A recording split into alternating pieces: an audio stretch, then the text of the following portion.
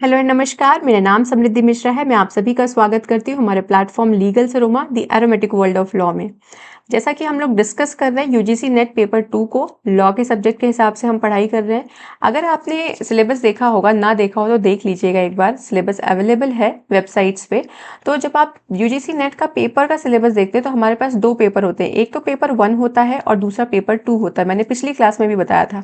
हर paper में 1 में भी 2 में भी 10-10 यूनिट्स आते हैं, ठीक है। और जब हम लॉ की बात करते हैं तो ये 10 यूनिट्स का मतलब सिर्फ 10 सब्जेक्ट्स नहीं होता है। जब आप इसको कैलकुलेट करेंगे तो माइनर से लेके मेजर सब्जेक्ट्स जब आप कैलकुलेशन करते हैं तो आपको पता चलेगा कि लॉ में टोटल 21 सब्जेक्ट्स आते हैं। जैसे कि हम लोग शुरू किए हैं यूनिट नंबर 5 से। यहाँ पे 10 यूनिट्स है पर हमने यूनिट 5 इसलिए शुरू किया है क्योंकि मुझे ऐसा लगता है कि एक इस यूनिट को मैं पढ़ूंगी तो मैं 4 लॉ सब्जेक्ट्स को कंप्लीट कर लूंगी। जैसे हम लोग क्लास में लॉ ऑफ टॉट पढ़ रहे हैं, इसकी 2 वीडियोस और आएंगी, 2 लेक्चर्स और होंगे और मैंने बहुत ही डिटेल में हर एक चीज़ को समझाया है। आप कॉपी पेन लेके ज़रूर बैठिएगा, नोट्स को भी बनाइएगा। इन केस ऑफ एनी क्वेरी आप मेरे व्हाट्सएप चैनल को भी ज्वाइन करिए, टेलीग्राम पे भी मुझसे जुड़िए और कुछ भी क्वेश्चन होता है तो आप मुझसे आराम से पूछ सकते हैं। तो जब हम यूनिट 5 करते हैं ना तो हम एक साथ 4 सब्जेक्ट्स को पढ़ते हैं। कैसे? हमने टॉर्ट पढ़ा, इसके बाद हम पढ़ेंगे कंज्यूमर प्रोटेक्शन एक्ट, उसके बाद हम क्या पढ़ेंगे, कॉम्पिटिशन एक्ट पढ़ेंगे और फिर हम मोटर व्हीकल एक्ट पढ़ेंगे। तो मेरा कहने का मतलब है कि सिर्फ ये 10 यूनिट नहीं है, सिलेबस बहुत ही ब्रॉड होता है। हमारे पास 21 लॉ सब्जेक्ट्स हैं और मैं आप लोगों के साथ इस चैनल पे इन सारे लॉ सब्जेक्ट्स को यूजीसी नेट के पेपर पैटर्न के हिसाब से समझाने की कोशिश कर रही हूँ, पढ़ाने की कोशिश कर रही हूँ। In case of any query, any doubt, आप मुझे रीच आउट कर सकते हैं, Telegram, WhatsApp, Instagram, wherever you are comfortable. तो क्लास को शुरू करते हैं। अगर आपने पहला लेक्चर ना देखा हो, जो मैंने पिछली क्लास लिया था, 1 घंटे का लेक्चर है अप्रॉक्स, अगर आपने उसको ना देखा हो तो मैं रिक्वेस्ट करूंगी कि प्लीज़ आप उस लेक्चर को देखिएगा ताकि आपको पता चले कि ओरिजिन क्या है, ठीक है। आपको पता चले डेफिनेशंस क्या दी हैं विनफिल्ड ने, पोलॉक ने, फेडरिक ने, और इसके बाद लिमिटेशन एक्ट क्या बोलता है, फ्रेजर क्या बोलते हैं, सैलमन का क्या कहना है। इन सारे डेफिनेशंस को एग्जाम्पल्स के साथ मैंने डिस्कस किया है। उसके बाद आपको ये भी पता चलना चाहिए कि टॉर्ट और क्राइम में क्या डिफरेंस है, टॉर्ट और ब्रीच ऑफ ट्रस्ट में क्या डिफरेंस है। तो इन सब चीज़ों को समझने के लिए आपको क्या करना पड़ेगा, आपको मेरे प्लेलिस्ट को विजिट करना पड़ेगा और उन लेक्चर्स को देखना पड़ेगा। तो देखो, जब मैंने कल की क्लास में बातें की थी टॉर्ट के बारे में, तो मैंने आपको एक फंडामेंटल प्रिंसिपल बताया था। वो फंडामेंटल प्रिंसिपल क्या था? तो फंडामेंटल प्रिंसिपल था, एक सेकेंड, ऑल्ट्रियम नॉन लीडरे। ठीक है, मैंने बताया था कि लॉ ऑफ टॉर्ट इस प्रिंसिपल पे बेस्ड है। अब इस प्रिंसिपल का क्या मतलब है? अगर आपने प्रीवियस लेक्चर देखा होगा तो आपको पता होगा। इस प्रिंसिपल का मतलब है कि आपके ऊपर एक ऑब्लिगेशन होती है कि आप किसी भी व्यक्ति को हर्ट ना करें। Don't hurt anyone by your words and deed. Don't hurt anyone, आप किसी को हर्ट ना करें। किससे? अपने शब्दों से और अपनी हरकतों से, अपने एक्ट और वर्ड्स के माध्यम से आप किसी को भी हर्ट ना करें। ये एक बेसिक फंडामेंटल प्रिंसिपल है जिस पे हमारा पूरा लॉ ऑफ टॉर्ट बेस्ड है। मैंने पिछली क्लास में आपको ये भी बताया था कि लॉ ऑफ टॉर्ट क्या करता है, वो लोगों के बिहेवियर्स को कंट्रोल करता है। हमारी एक सोसाइटी है, सोसाइटी में हमें किस तरीके से बिहेव करना चाहिए, कैसा हमारा बिहेवियर होना चाहिए, इसको कंट्रोल करने का काम कौन कर रहा है? टॉर्ट करता है। तो लॉ ऑफ टॉर्ट क्या करता है? सोसाइटी में रह रहे लोगों के बिहेवियर को कंट्रोल करने का काम किसका है? लॉ ऑफ टॉर्ट्स का है।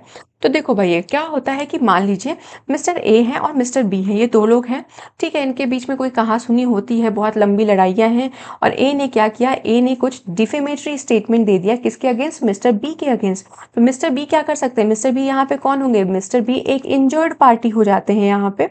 जब मिस्टर बी इंजर्ड पार्टी है तो मिस्टर बी क्या करेंगे? मिस्टर बी ए को शू कर सकते हैं। जब मिस्टर बी ए को शू करेंगे तो ए क्या कर सकता है? ए डिफेंसेस ले सकता है। तो आज की क्लास में हम क्या बात करेंगे? हम डिफेंस के बारे में बात करेंगे। डिफेंस क्यों लिया जाता है? तो अपनी लाइबिलिटी को अवॉइड करने के लिए आप डिफेंसेस ले सकते हैं। और हमारे लॉ ऑफ टॉर्ट में भी कुल 8 या 9 डिफेंसेस हैं जिनको आप सीख कर सकते हैं अपनी लाइबिलिटी को अवॉइड करने के लिए। आप ये बोलोगे कि नहीं भाई, मैंने डिफेमेटरी स्टेटमेंट किसी और रीजन की वजह से दिया, वो क्या रीजन था? आप उसके अगेंस्ट अगर डिफेंस सीख करना चाहते हैं तो लॉ ऑफ टॉर्ट्स आपको अच्छे से डिफेंस बताता है। आई होप कॉन्सेप्चुअल क्लैरिटी बनेगी आपकी और चीज़ों को बहुत अच्छे से समझेंगे। बहुत ही रोचक और कहते हैं ना कि बहुत ही प्यारे प्यारे केस लॉज हैं हमारे टॉर्ट्स में, जो आप डेली लाइफ से रिलेट कर पाएंगे। तो क्लास को शुरू करते हैं। हमने पिछली क्लास में क्या पढ़ा? हमने nature and definition of tort पढ़ा था, जनरल प्रिंसिपल ऑफ टॉर्शियस लाइबिलिटी को देखा था। आज की क्लास में हम जनरल डिफेंसेस को देखेंगे और स्पेसिफिक टॉर्ट में हम नेग्लिजेंस और न्यूसेंस करेंगे, क्योंकि क्लास बहुत लंबी हो जाएगी अगर हम ट्रेसपास और डिफेमेशन पे भी बात करने लगे और शायद आपको बोरिंग लगेगा। तो हम ट्रेसपास, डिफेमेशन, रिपोर्टेस of damage, strict liability, absolute liability, इन पे अलग लेक्चर लेकर आएंगे आपके साथ। ठीक है, क्लास को आगे बढ़ाते हैं। तो देखो मैंने क्या बोला कि व्यक्ति अपनी लायबिलिटी को अवॉइड करने के लिए, टू अवॉइड द लायबिलिटी, ठीक है, avoid the liability one can seek defences. तो क्या कर सकते हैं आप? डिफेंस सीख कर सकते हैं। तो हमने क्या बोला कि मिस्टर ए जो है डिफेंस ले सकते हैं कि भैया मैंने क्यों ऐसा ऐसा काम किया था। तो वो जनरल डिफेंसेस कहाँ पे दिए गए हैं? तो वो जनरल डिफेंसेस आपको हम लोग अब डिस्कस करेंगे, समझेंगे। तो आपने बहुत अच्छे से, टॉर्ट एक ऐसा सब्जेक्ट है जो हमें फर्स्ट ईयर में ही पढ़ा दिया जाता है लॉ में, और बेसिक मैगजीन्स तो हम सबको पता ही है कि वॉलंटरी नॉन फिट इंजूरिया क्या बोल रहा है, एक्ट ऑफ गॉड क्या है, तो इन सब के बारे में हमें बहुत अच्छे से पता है। लेकिन मैं यहाँ पे आपके प्रिपरेशन को ब्रशअप करने के लिए इन सारी चीज़ों को फिर से पढ़ाऊँगी। और अगर आप पहली बार इस लॉ ऑफ टॉर्ट को पढ़ रहे हैं तो आप अपने साथ अपनी एक कॉपी ज़रूर रखिएगा, उसमें नोट्स बनाइएगा, क्योंकि जितनी भी चीज़ें मैं यहाँ पे पढ़ा रही हूँ that is more than sufficient, और वो आपके प्रिपरेशन में आपको बहुत ही ज़्यादा हेल्प करेगा। तो आई होप चीज़ें क्लियर होंगी आपको, और आपको पसंद आए तो क्लास को शेयर वगैरह कर देना। ठीक है, वैसे कोई बाउंडेशन नहीं है कि आप शेयर करें ही करें, लेकिन अगर आपको अच्छा लगता है तो you can do it. Okay, ठीक है। हम पढ़ेंगे इसमें वॉलंटरी नॉन फिट इंजूरिया। कहाँ गई मेरी पेन? हाँ जी, volenti non fit injuria, act of God, inevitable accident को पढ़ेंगे, प्राइवेट डिफेंस को पढ़ेंगे, प्लेंटिफ द रॉन्ग डूअर के बारे में, necessity, mistake, act causing slight harm, act done with respect of statutory authority. ये सारे डिफेंसेस हैं जिन्हें आप सीख कर सकते हैं अपनी लाइबिलिटी को अवॉइड करने के लिए। तो टॉर्ट किस फंडामेंटल प्रिंसिपल पर बेस्ड है? ऑल्ट्रम नॉन लेटरे, जो कहता है कि आपका ही जिम्मेदारी है कि आप किसी व्यक्ति को अपने शब्दों से, अपनी हरकतों से हर्ट ना करें। और टॉर्ट क्या करता है? टॉर्ट सोसाइटी में रह रहे लोगों के बिहेवियर को कंट्रोल करने की कोशिश करता है। इन केस कोई ऐसी हरकत होती है जहाँ पे आपने किसी व्यक्ति को इंजर किया है, तो वो इंजर्ड पार्टी आपको सू करेगा। जब वो व्यक्ति आपको सू करेगा तो आप डिफेंसेस सीख कर सकते हैं टॉर्ट में, और उन डिफेंसेस की लिस्ट जो है वो अब हम डिस्कस करेंगे। क्लास को शुरू करते हैं। चलिए पहले हम बात करते हैं वॉलंटरी नॉन फिट इंजूरिया के बारे में। तो देखो भाई, बहुत सिंपल बात कहने की कोशिश किया गया है, to one who is willing no harm is done. तो कहते हैं कि किसी व्यक्ति को इंजरी नहीं होगी अगर उसने किसी रिस्क के लिए अपनी असेंट को दिया है, अपनी कंसेंट को दिया है। तो वॉलंटरी नॉन फिट इंजूरिया बहुत सिंपल बात करता है कि देखो भैया, हर किसी को पता है कि उसके लिए क्या अच्छा होता है, क्या बुरा होता है। मुझे पता है मेरे लिए क्या अच्छा है, आपको पता है आपके लिए क्या अच्छा है, और हम करते भी वही हैं जो हमारा मन करता है। तो कह रहे हैं कि भाई हर कोई जानता है, एवरीवन इज बेस्ट जज ऑफ हिज ओन इंटरेस्ट। आपको पता है आपके लिए क्या अच्छा है, और अगर आपने उस अच्छे काम के लिए कोई भी कंसेंट दे दिया, असेंट दे दिया, और उस काम की वजह से आपको कोई इंजरी कॉज हो जाती है, तो भाई देखो ध्यान रखना, कंप्लेन करने मत आना कि मैंने ये काम तो किया और उसकी वजह से मुझे इंजरी हो गई, अब मैं कोर्ट जा रहा हूँ। नहीं, अगर तुमने किसी चीज़ के लिए अपनी एसेंट दी है और आपको पता है कि इस काम की वजह से, इस एक्ट की वजह से आपको कोई इंजरी कॉज हो सकती है, और इंजरी कॉज हो गई ना, तो कंप्लेन मत करना। सिंपल सी बात, वॉलंटरी नॉन फिट इंजूरिया यही कहता है। तो कहते हैं to one who is willing, अगर कोई व्यक्ति विलिंग है किसी काम के लिए, अपना विल दे रहा है, अपना असेंट दे रहा है, अपना कंसेंट दे रहा है, तो हम मान के चलते हैं कि उस व्यक्ति को कोई भी हार्म कॉज नहीं हुआ है। समझ में आ रही बात? तो कहेंगे कि no harm is done to that person, तो हम मानेंगे कि उस व्यक्ति को कोई भी हार्म नहीं कॉज हुआ है। आई होप मैं क्लियर हूँ। तो कहते हैं बहुत सारे ऐसे ओकेजन्स हैं जहाँ पे कुछ लोगों को रेमेडी नहीं मिल पाती है। क्यों नहीं मिल पाती है? क्योंकि उन्होंने किसी ऐसे काम के लिए कंसेंट दिया है, एसेंट दिया है, जिस एक्ट की वजह से हार्म कॉज होगा। तो पहला पॉइंट क्लियर हो गया। क्या कहते हैं? There are many occasions when there is no remedy to somebody against whom harm has been done। जिस व्यक्ति की, मान लो ए ने किसी चीज़ के लिए कंसेंट दे दिया और उसको पता था कि इस पर्टिकुलर काम की वजह से उसको क्या क्या नुकसान हो सकता है, तो भैया जब तुमने कंसेंट दिया था तो तुम्हें पता था ना कि ये काम तुम्हारे लिए अच्छा है या बुरा है। जब तुम्हें पता था तो तुम कंप्लेन मत करो, बात खत्म है। वो होता ना कि हम करना भी अपने मन की चाहते हैं और जब वो हो जाता है तो फिर हम उसके लिए पछताते भी हैं।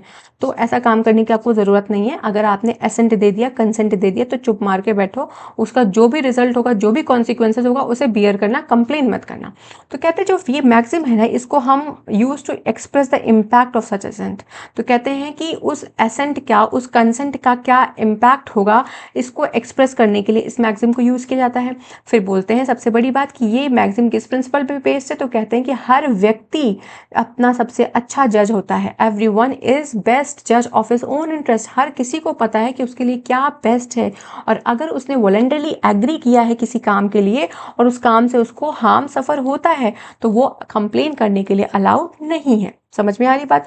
सैलमन ने कहा कि no man can enforce a right. कोई भी व्यक्ति राइट को इन्फोर्स नहीं कर सकता है जब उसने अपने राइट को वेव ऑफ कर दिया। कहते हैं कि देखो भाई, तुमको पता था कि ये बॉक्सिंग मैच हो रहा है, ठीक है? आपको पता है कि आप इस बॉक्सिंग मैच में जितना मार खाओगे उतना पैसा आपका बनेगा, ठीक है? ऐसा होता है ना, कई बार मूवीज में दिखाते हैं कि अगर आप हार जाएंगे तो आपको 1 लाख रुपए मिलेगा, ऐसे करके दिखाते हैं। तो you are knowing the damage, you are knowing about the harm. आपको पता था कि अगर मैं इस बॉक्सिंग मैच में जाके पिटूंगा तो मुझे 1 लाख रुपए मिलेगा और मुझे बहुत चोट लगेगी, हो सकता है मेरे दांत टूट जाए, मेरी आंख फूट जाए। You are known about the harm which would have been caused to you।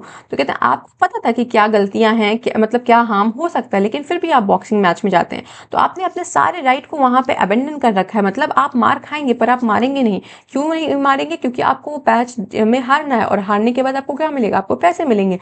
तो कह रहे हैं कि भाई अगर तुमने अपने राइट्स को वॉलंटरली वेव ऑफ कर रखा है तो आप उसको इन्फोर्स नहीं करा सकते, ऐसा सैलमन का कहना है। तो वॉलंटरी नॉन फिट इंजूरिया क्या कहता है कि अगर तुम्हें पता है कि किसी एक्ट की वजह से, देखो इस एग्जाम्पल को समझो कि बॉक्सिंग मैच था और वहां पे लगा कि ये बहुत बड़े बॉक्सर है मिस्टर एक्स, ठीक है? तो मिस्टर एक्स ने कहा, किसी ने कहा अगर किसी ने मिस्टर एक्स को हरा दिया तो भी पैसे लगेंगे, और किसी ने कहा अगर मिस्टर एक्स से कोई हार गया तो उसको क्या मिलेगा? उसको 1 लाख रुपए इनाम मिलेगा। तो ऐसा बहुत सारा मूवी में दिखाया जाता है। मैं बस एक ये एग्जाम्पल आपको बता रही हूँ। तो क्या करता है मिस्टर वाई, बोलता है ठीक है भाई मैं तो हारने के लिए तैयार हूँ क्योंकि मुझे 1 लाख रुपए मिलेगा, जो भी चोट वोट आएगी 10,000 रुपए में मैं ठीक हो जाऊंगा, 90,000 तो मेरा होगा।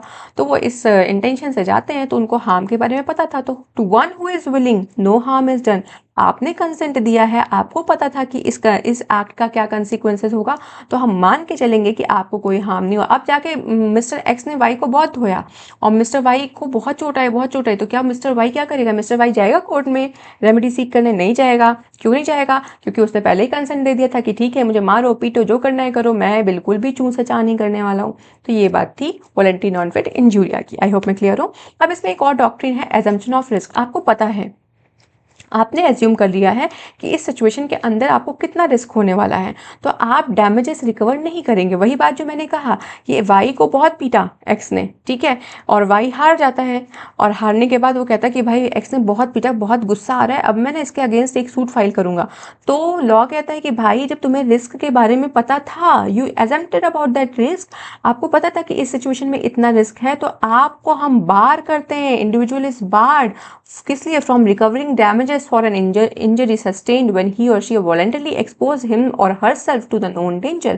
आपको उस डेंजर के बारे में पता था और आपको पता था कि आपको कितनी चोट लगने वाली, लेकिन फिर भी अगर आपने अपने आप को एक्सपोज किया उस काम के लिए, तो हम कह रहे हैं कि तुम रेमेडी सीख करने कोर्ट में मत जाना। सीधी सी बात कि ये doctrine of assumption of risk आपको प्रोहिबिट करता है, प्लेंटिफ को प्रोहिबिट करता है कि तुम जो है इंजरी सीख मत करना अगर तुम्हें पता था कि कैसा कंडीशन है और उस कंडीशन में जाने की वजह से तुम्हारी क्या सिचुएशन होगी।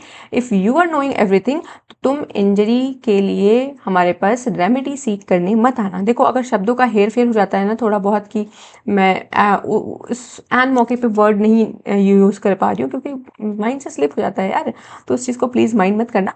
बस ध्यान रहे कि कॉन्सेप्चुअल क्लैरिटी हो, जो लिखा है वो समझ में आए, इस पे फोकस करिएगा, ठीक है? आगे बढ़ते हैं, कुछ केस लॉज को देखेंगे। तो कहते हैं देखो भाई, अगर तुम किसी मैच में जाते हो, मोटर कार की मैचेस हो रही हैं, ठीक है, वहाँ पे 2 गाड़ियाँ हैं, ठीक। अब मोटर कार का जब रेस हो रहा है तो अचानक से 2 कार में कोलाइजन हुआ, 2 कार कोलाइड हुई, और कैसे मूवीज में दिखाते हैं कि 2 कार जब भिड़ती तो कितनी तेज से उछल के जाती है, तो वैसे ही जब 2 कार में कोलाइजन हुआ और एक कार जो है थ्रोन हो गई स्पेक्टेटर्स के ऊपर। स्पेक्टेटर मतलब वो लोग जो वहाँ पे वो रेस को देखने के लिए आए थे। अगर उनके ऊपर जाती है और उनको इंजरी होता है तो वो वहाँ पे रेमेडी सीख करने नहीं आएंगे, वो डैमेजेस के लिए क्लेम नहीं करेंगे। मैंने कल बताया भी था कि डैमेजेस में क्या अंतर है।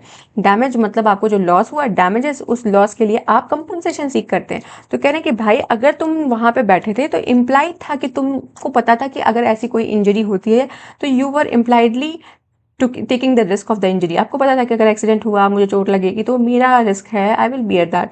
तो आपको जब ये पता है तो doctrine of assumption of risk के हिसाब से कि अगर आप जानते हैं कि उस सिचुएशन में कोई इंजरी कॉज हो सकती है तो you can't complain and you can't come to recover the damages for the same. समझ में आ रही बात? तो ये कौन सा केस था? Hall versus Brooklands auto racing club 1932 का केस है। इस केस को याद कर लीजिएगा, कई बार पूछ लेते हैं कि किस मैटर से रिलेटेड है, तो बता देना कि वॉलंटरी नॉन फिट इंजरी जैसे है, मोटर रेसिंग का है, जहाँ पे दो कार कोलाइड हो जाती हैं, कोलाइजन की वजह से एक कार जो है स्पेक्टेटर के ऊपर गिर जाती है, स्पेक्टेटर को चोट लगती है, तो स्पेक्टेटर जो है इम्प्लाइडली उस इंजरी के लिए, उस रिस्क के लिए इम्प्लाइड उसने कंसेंट दिया है। पद्मावती दुग्गा नाइक का केस था। इसमें क्या होता है कि एक जीप थी, ठीक है। जीप अक्सर होता है ना, हम लोग जब बाहर रहते हैं तो हम लोग भी किसी भी व्यक्ति से क्या करते हैं, लिफ्ट ले लेते हैं। तो कह रहे हैं कि एक जीप जा रही थी, दो स्ट्रेंजर्स खड़े थे, उन्होंने कहा कि भैया हमें लिफ्ट दे दो, हमें फला फला जगह पे छोड़ दो। तो देखो, जब तुमने लिफ्ट मांगा ना तो तुम्हारे दिमाग में तीन सवाल आए होंगे कि हो सकता है जिससे मैं लिफ्ट मांग रहा हूँ वो ड्रंकन हो, उसने दारू पी रखी हो। दूसरा ये भी हो सकता है कि वो व्यक्ति आपको किडनैप कर ले तो क्या होगा। और तीसरा ये भी हो सकता है कि गाड़ी में कोई ब्रेक वेक का फेलियर हो जाए और एक्सीडेंट हो जाए तो क्या होगा।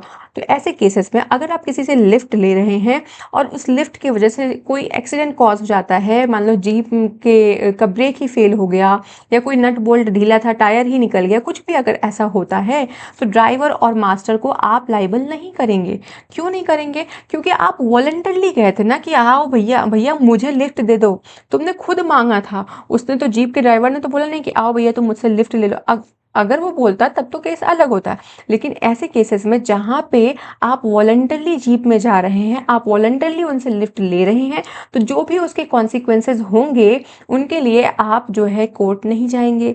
क्यों नहीं जाएंगे? क्योंकि आपने क्या किया था, आपने विलिंग, वो आपकी इच्छा थी, आपने कंसेंट दिया था कि अगर कोई हार्म भी होगा तो आप उसके लिए कंप्लेन नहीं करेंगे, क्योंकि आपने अपने रिस्क पे उस चीज़ को एक्सेप्ट किया था। उस लिफ्ट के लिए आपने अप्रोच किया था, आपको रिस्क पता था। क्योंकि होता है ना, जब हम बाहर होते हैं तो हमारे पास बहुत सारे सवाल आते हैं दिमाग में कि अगर मैंने ऐसा किया और मेरे साथ ऐसा हो गया तो क्या होगा। तो पद्मावती दुग्नाइक में कहा गया था कि अगर पहली बात तो ये बाई चांस एक्सीडेंट हो गया, शेयर एक्सीडेंट है, और दूसरी बात ये है कि तुमने जो है जब लिफ्ट मांगा था तो वॉलंटरली तुम उनके पास गए थे, तो ये principle of voluntary non fit injury apply नहीं होता है, अप्लाई होगा और आप जो है डैमेजेस क्लेम करने के लिए कोर्ट नहीं जाएंगे। ठीक है। अब देखो, दो कंडीशंस भी बताए गए हैं वॉलंटरी नॉन फिट इंजूरिया के लिए। पहला बात है कि कंसेंट फ्री होनी चाहिए। तो देखो भैया, कंसेंट में कभी कोई fraud, force, coercion, undue influence नहीं होना चाहिए। आपका कंसेंट बिल्कुल क्रिस्टल फ्री होना चाहिए, उसके ऊपर किसी का दबाव नहीं होना चाहिए। अगर कोई ऐसा केस है जहाँ पे आप डिसेबल हैं, मतलब आप माइनर हैं, ल्यूनाटिक है, इडियट हैं, तो ऐसे केसेस में आपके पेरेंट्स के द्वारा जो कंसेंट होगा वो भी लाइबल माना जाएगा, वो सफिशियंट होगा। दूसरा ये कहते हैं कि अगर किसी ने दबाव में आके आपसे कोई कंसेंट लेने की कोशिश की है तो उस कंसेंट को हम विशिएट भी कर सकते हैं, खत्म भी कर सकते हैं। तो फॉर एग्जाम्पल, अगर किसी सर्वेंट के ऊपर मैंने बोला कि भाई तुम इस काम को करो, इस काम के लिए अपना कंसेंट दो, अदरवाइज तुम्हारी नौकरी चली जाएगी, तो ऐसे कंसेंट को हम लेटर ऑन विशिएट कर सकते हैं। तो पहली बात क्या है condition, defence of voluntary non fit injuria अगर आपको सीख करना है तो आप क्या करेंगे, आप जो है अपनी कंसेंट को फ्री रखेंगे। मतलब जो ये दो लोग गाड़ी में बैठे थे, जीप में लिफ्ट लिया था, इन दो स्ट्रेंजर्स का जो कंसेंट था वो तो फ्री था ना, वो किसी और की वजह से तो गए नहीं, फ्री कंसेंट था उनका। उसके बाद उनको पता भी था कि पता होना चाहिए कि भाई अगर तुम अपने से रिस्क ले रहे हो किसी चीज़ को, किसी चीज़ के लिए, तो वहाँ पे जो भी हार्म कॉज होगा वो तुम्हारा खुद का होगा, उसके लिए तुम किसी और को लाइबल नहीं ठहरा सकते हो। तो ये बात होती है हमारी वॉलंटरी नॉन फिट इंजूरिया में। दूसरा कहते हैं कि mere knowledge is not enough. देखो, इसका इनका कहने का मतलब ये है कि क्या हुआ था कि एक फैक्ट्री थी, वहाँ पे स्टोन का काम होता था, एक क्रेन लगी हुई थी, उस क्रेन से क्या होता था कि भारी भारी स्टोन को इस साइड से उठा के दूसरी साइड डालते थे। तो वहाँ पे जितने भी एम्प्लॉयज़ काम कर रहे होते थे उनको पता तो था कि यार यहाँ काम करने में रिस्क है, पर इसका मतलब ये नहीं है कि उन्होंने कंसेंट दे दिया था कि हाँ रिस्क है फिर भी मैं मरने के लिए आया हूँ। देखो नौकरी हम क्यों करते हैं, हम अपनी रोजी रोटी के लिए काम करते हैं, पर हम उसके लिए ये थोड़ी चाहते हैं कि भैया वहाँ रिस्क तो है कंपनी में, पर मैं मर भी जाऊंगा तो भी कोई बात नहीं, मैं कंसेंट दे देता हूँ कि तुम कोई भी काम करना, मैं मरूंगा उसमें कोई भी तुम्हारी लाइबिलिटी नहीं होगी। मतलब किसकी नहीं होगी, कंपनी की कोई लाइबिलिटी नहीं होगी, ऐसा तो हम नहीं सोचते हैं ना।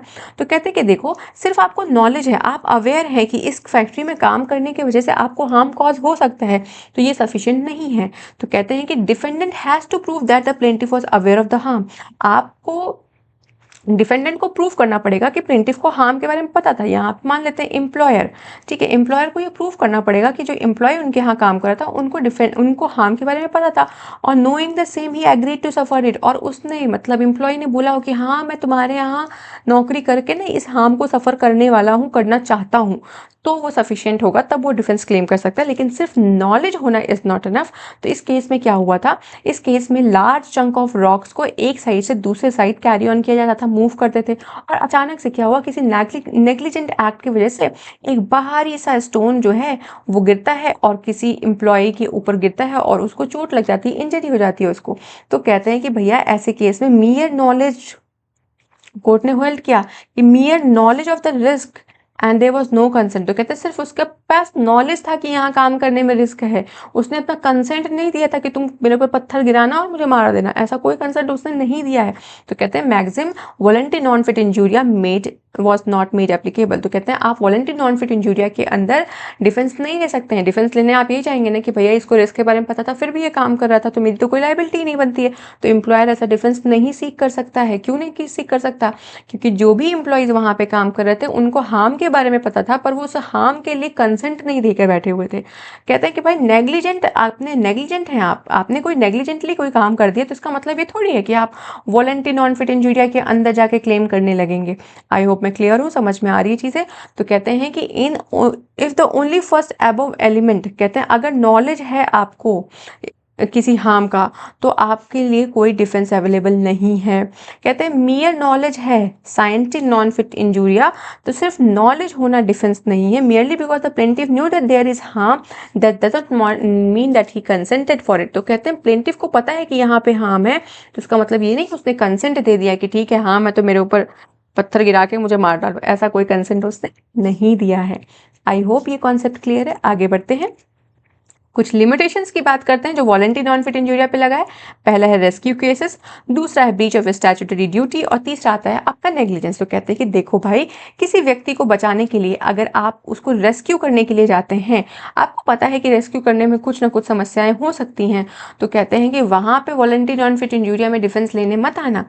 तो कहते हैं when a person takes risk, कोई व्यक्ति रिस्क ले रहा है वॉलंटरली, अपने स्वयं इच्छा से ले रहा है, टू रेस्क्यू समवन, किसी को बचाने के लिए किसी डेंजर से जो कि डिफेंडेंट ने इम्पोज कर रखा है itself, then that person can not be made with the defence. तो डिफेंडेंट वहाँ पे डिफेंस नहीं ले सकता कि भैया हम वॉलंटरी नॉन फिट इंजूरिया का डिफेंस ले रहे हैं, क्योंकि आपने जो रिस्क लिया था वो आप किसी को बचाने के लिए लिए थे। देखिए इसको इस केस से समझने की कोशिश करते हैं।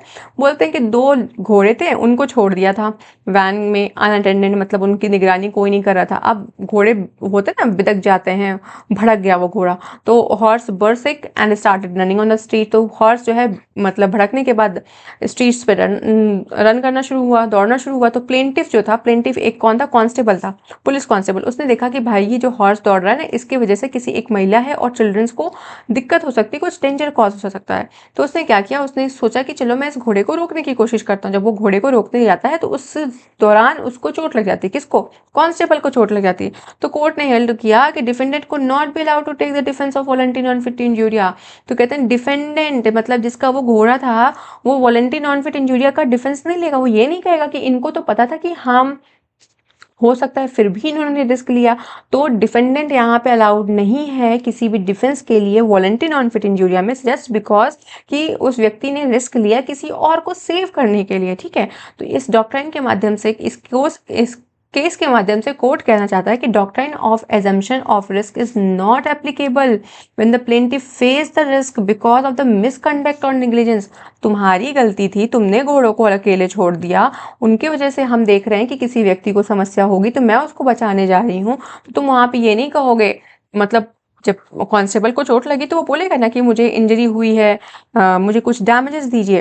तो डैमेजेस से बचने के लिए डिफेंडेंट ये डिफेंस नहीं लेगा, वो ये नहीं कहेगा कि भैया डिफेंस मैं लूंगा क्योंकि ये तो जानबूझ के रिस्क उठाए थे, मेरी तो इसमें कोई जिम्मेदारी ही नहीं है। तो कोर्ट बोलता है नहीं नहीं नहीं, तुम्हारे नेग्लिजेंट एक्ट के लिए, तुम्हारे मिसकंडक्ट की वजह से अगर किसी व्यक्ति को हार्म कॉज होता है तो वहां पे तुम वॉलंटरी नॉन फिट इंजूरिया का बात करने मेरे से मत आ जाना, ये कोर्ट का कहना है। तो इस मैक्सिम का कोई एप्लीकेशन नहीं हुआ डिफेंडेंट के, जहां पे डिफेंडेंट का मिसकंडक्ट है और उसकी वजह से किसी थर्ड पर्सन को इंजरी कॉज होती है। तो कहते हैं with the plaintiff endeavours to rescue him, तो प्लेंटिफ उनको बचाने की कोशिश कर रहा था, रेस्क्यू कर रहा था। तो when a person takes risk voluntarily to rescue someone with eminent danger imposed by the defendant, defendant की वजह से वो डेंजर हुआ था itself, then person cannot be met with defense, तो वो डिफेंडेंट डिफेंस नहीं ले सकता है वॉलंटरी नॉन फिट इंजूरिया का। बात समझ में आई? आई होप क्लियर होगा। एक बार पढ़ लीजिए, अगर आपको कोई इशू लगता है तो मुझसे पूछेंगे क्या, कमेंट कर लीजिएगा, because this is not live class. ठीक है, आगे बढ़ते हैं। आई होप ये रेस्क्यू केस तो समझ में आ गया होगा आपको। हाइनेस वर्सेस हार्वुड का केस है ये। आगे बढ़ते हैं, ब्रीच ऑफ स्टैट्यूटरी ड्यूटी। तो कहते हैं देखो, स्टैट्यूटरी ड्यूटी अगर इम्पोज की गई है और उस ड्यूटी का तुमने ब्रीच कर दिया तो तुम डिफेंस लेने मत आना। इसमें कह रहे हैं कि देखो भैया, लॉ को अगर आप तोड़ेंगे, अगर लॉ ने आपको कोई ड्यूटी स्पेसिफाई किया है, उस ड्यूटी का आप ब्रीच करते हैं तो भाई वहां पे तुम वॉलंटरी नॉन फिट इंजूरिया का माला मत जपना। तो कहते हैं कि देखिए, अगर कोई इंजरी कॉज हुआ है किसी अदर पर्सन को by breach of the duty, मतलब तुम्हारे ऊपर कोई ड्यूटी हमने लगाई थी और उस ड्यूटी को तुमने ब्रीच कॉज कर दिया, उसके वजह से किसी मिस्टर एक्स को समस्या कॉज हो जाती है, तो ऐसे केस में defendant can not plead voluntary non fit injuria. तो नॉन फिट इंजूरिया का जो डिफेंस है वो आप नहीं ले सकते हैं। If the servant do not observe the mandatory statutory compliance, तो मतलब जैसे क्या होता है ना, हर इंस्टीट्यूट के अपने बाईलॉज होते हैं, कुछ कंप्लायंस होते हैं, उनको आपको फॉलो करना पड़ता है।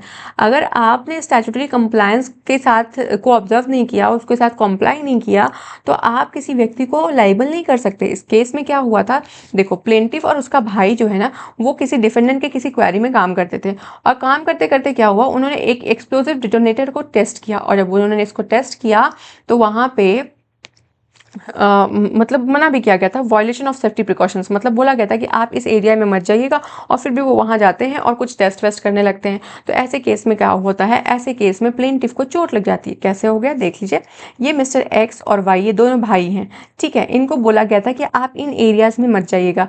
तो ये स्ट्रिक्ट मतलब प्रोहिबिटेड एरिया था, इनको मना किया गया कि आप यहाँ मत जाइएगा, लेकिन फिर भी ये वहाँ पे जाते हैं और जाते ही नहीं है, वहाँ पे जाके कुछ टेस्ट वगैरह भी करने लगते हैं। तो जब वो ऐसा कोई टेस्ट वेस्ट करने लगोगे भैया, तो ऐसे केस में क्या होता है, प्लेंटिफ को कोई इंजरी हो जाती है।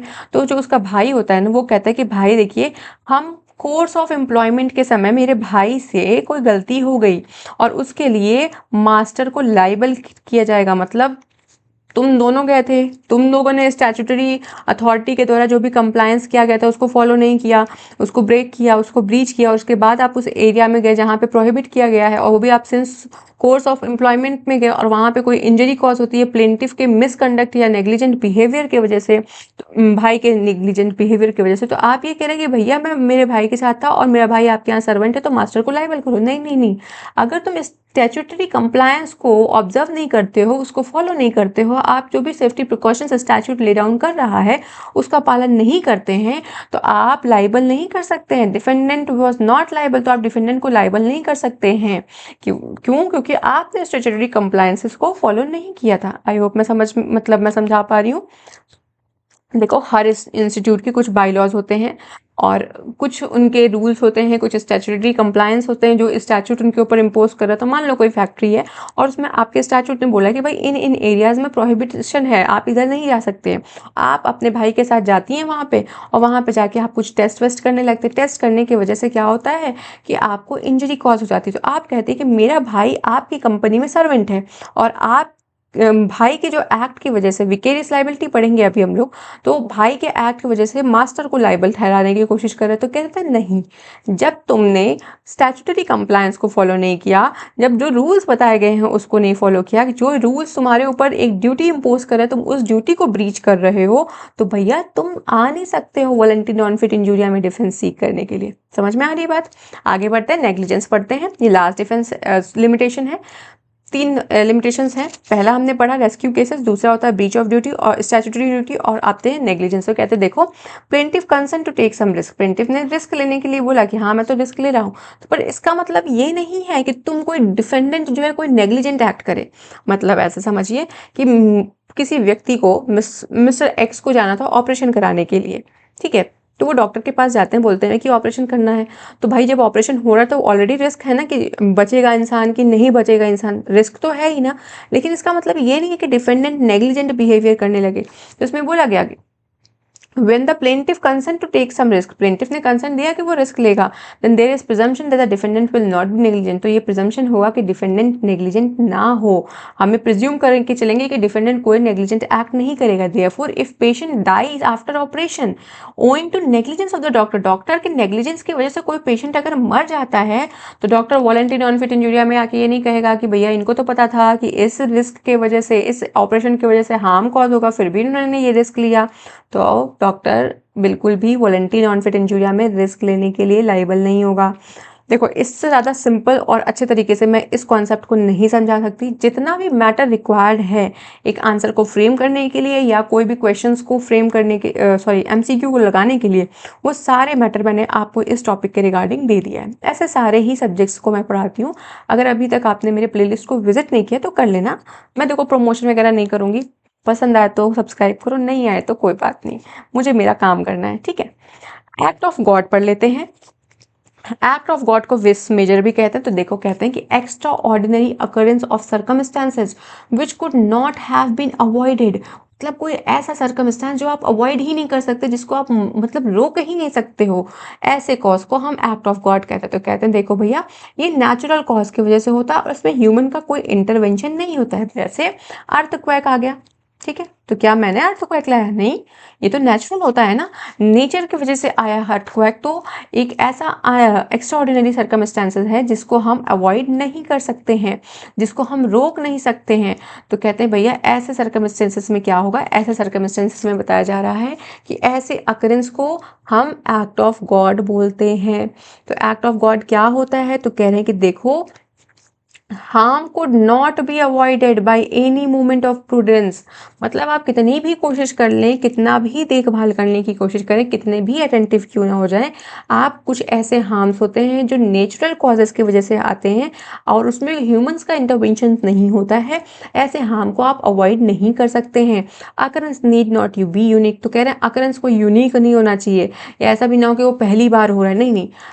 अर्थक्वेक तो अक्सर ही आता रहता है, वॉल्केनो तो अक्सर ही फूटता है, और रेनफॉल तो आजकल बहुत कम हो रहा है, लेकिन आज से 5-10 साल पहले तो बड़ी हेवी रेनफॉल होते थे। तो भैया ये सारी चीज़ें क्या है, ये नेचुरल है, इन सब चीज़ों के ऊपर किसी व्यक्ति विशेष का वश नहीं होता है, ह्यूमन का कोई वश नहीं है। ह्यूमन नहीं कह रहा है कि मतलब जैसे होता है ना लौकी में इंजेक्शन लगा देते हैं, लौकी बड़ी हो जा रही है, टमाटर में इंजेक्शन लगा रहे हैं, टमाटर बड़ा हो जा रहा है, तो ह्यूमन इंटरवेन कर रहा है इन द नेचुरल प्रोसेसेस जिससे आप सब्जियां उगा रहे हैं। लेकिन ऐसा तो है नहीं ना कि हमने कोई इंजेक्शन अर्थ में इंजेक्ट किया और अर्थक्वेक आ गया, ऐसा कुछ नहीं होता है ना। तो ह्यूमन इंटरवेन नहीं कर सकता है और उसकी वजह से कोई नेचुरल कॉजेस की वजह से कोई ऐसा सर्कमस्टेंस अराइज होता है जिसको आप अवॉइड नहीं कर सकते, तो उसे हम एक्ट ऑफ गॉड कहते हैं। आंसर फ्रेम कर लेना। एग्जाम्पल में अर्थक्वेक, वोल्केनो और एक्सेप्शनली हैवी रेनफॉल। फिर इसेंशियल्स की बात करते हैं तो कहते हैं देखो natural force without human intervention, तो कहते हैं कि नेचर के वजह से बिना ह्यूमन इंटरवेंशन की वजह से कोई एक्ट या सर्कमस्टेंसेस अकर होना चाहिए। दूसरा अनएंटिसिपेटेड एक्स्ट्रा ऑर्डिनरी अकरेंस, तो कहते हैं कि ऐसा अकरेंस हुआ है जिसको आप रोक ही नहीं सकते, मतलब कह रहे हैं कि अनएक्सपेक्टेड था, आपने एंटिसिपेट नहीं किया कि ऐसा कुछ हो सकता है। तो इन सब चीज़ों को हम एक्ट ऑफ गॉड कहते हैं। इसमें देखो एक्ट ऑफ गॉड की वजह से अगर कोई मिसहैपनिंग हो जाती है तो डिफेंडेंट वहाँ पे लाइबल नहीं होगा डिफेंस सीक करने के लिए। तो ये भी एक तरीके का जनरल डिफेंस है, जैसे मैंने बताया था कि आप अपनी लाइबिलिटी को स्किप कर सकते हैं। कैसे? इन डिफेंसेस को सीक करके। तो मान लीजिए प्लेंटिफ, इसको एक केस से पढ़ते हैं, इस केस के माध्यम से आपको समझ में आ जाएगा। निकोलस मार्सलैंड का एक केस है। इसमें क्या हुआ था कि एक डिफेंडेंट है मिस्टर डी, इन्होंने क्या किया, एक आर्टिफिशियल लेक बनाया था, ठीक है, आर्टिफिशियल लेक बनाया था। अब आर्टिफिशियल लेक बनाया खुद के लैंड पे, अपनी खुद की जमीन पे आर्टिफिशियल लेक बनाया।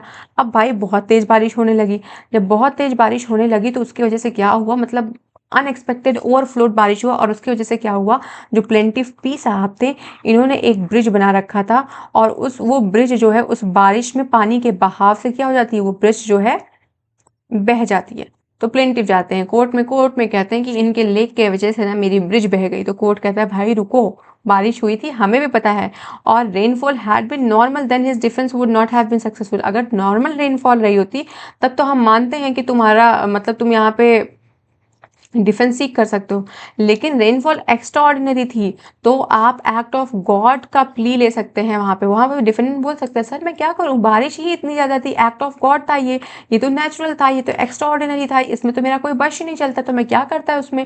तो निकोलस वर्सेस मार्सलैंड में कहा गया कि भैया अगर कोई भी ऐसा केस सिचुएशन है जहाँ पे एक्ट ऑफ गॉड है और एक्ट ऑफ गॉड की वजह से आपको कोई हार्म कॉज होता है तो आप मतलब डिफेंडेंट उसके लिए डिफेंस ले सकता है। प्लेंटिफ को वहां पे कुछ भी नहीं मिलेगा, क्या ही डैमेजेस मिलेगा भाई, क्योंकि बारिश हुई थी, पानी का बहाव इतना था कि ब्रिज उड़ गई, तुम्हारी रही होगी लकड़ी की ब्रिज, अब हम क्या कर सकते हैं। तो उसके लिए आप जो है डिफेंस सीख करने के लिए कोर्ट में नहीं जाएंगे। इसको पढ़ लीजिएगा। Defendant created some artificial lakes on his land, there was extraordinary rainfall which was heaviest in human memory and as a result of it water overflowed and washed away the nearby bridge on the plaintiff of the plaintiff. Defendant was not held liable because the loss occurred due to the act of God.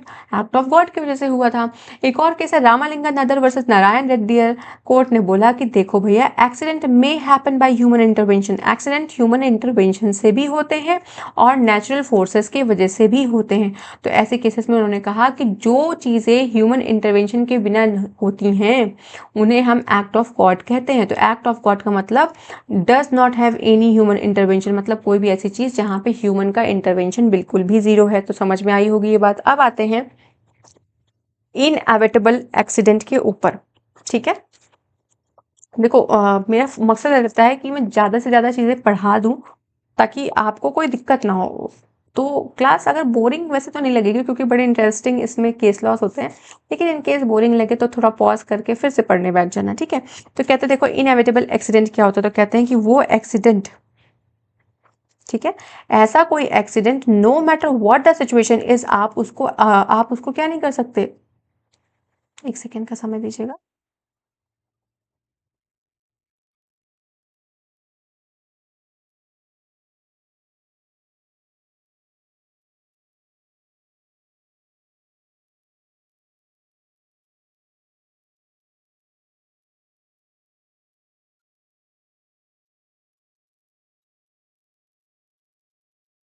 Sorry for the inconvenience, बस एक second.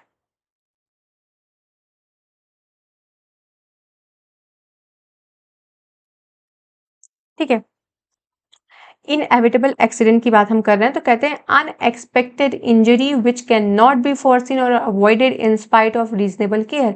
मतलब कोई ऐसा accident है वो unavoidable है, no matter आप कितना भी रीजनेबल केयर या आप उसमें ड्यू डिलिजेंस लगाते हैं, आप कितनी भी प्रिकॉशंस लेने की कोशिश करें, पर आप उस एक्सीडेंट को अवॉइड नहीं कर सकते हैं। इसको समझने की कोशिश करते हैं कि जैसे आपने वीडियोस देखी होंगी, मूवीज देखी होंगी, सब देखते हैं, हम भी देखते हैं। तो क्या होता है कि जब दो व्हीकल्स आ रही होती हैं, ठीक है, मतलब व्हीकल्स 3-4 आ रही होती हैं, एक साथ आती हैं, तो मान लीजिए व्हीकल्स जा रही है, अब यहाँ सामने से कोई अपोजिट डायरेक्शन में गाड़ी आ रही है और आपको लग रहा है कि अगर मैं ब्रेक नहीं मारता हूँ तो यहाँ पे एक्सीडेंट हो जाएगा।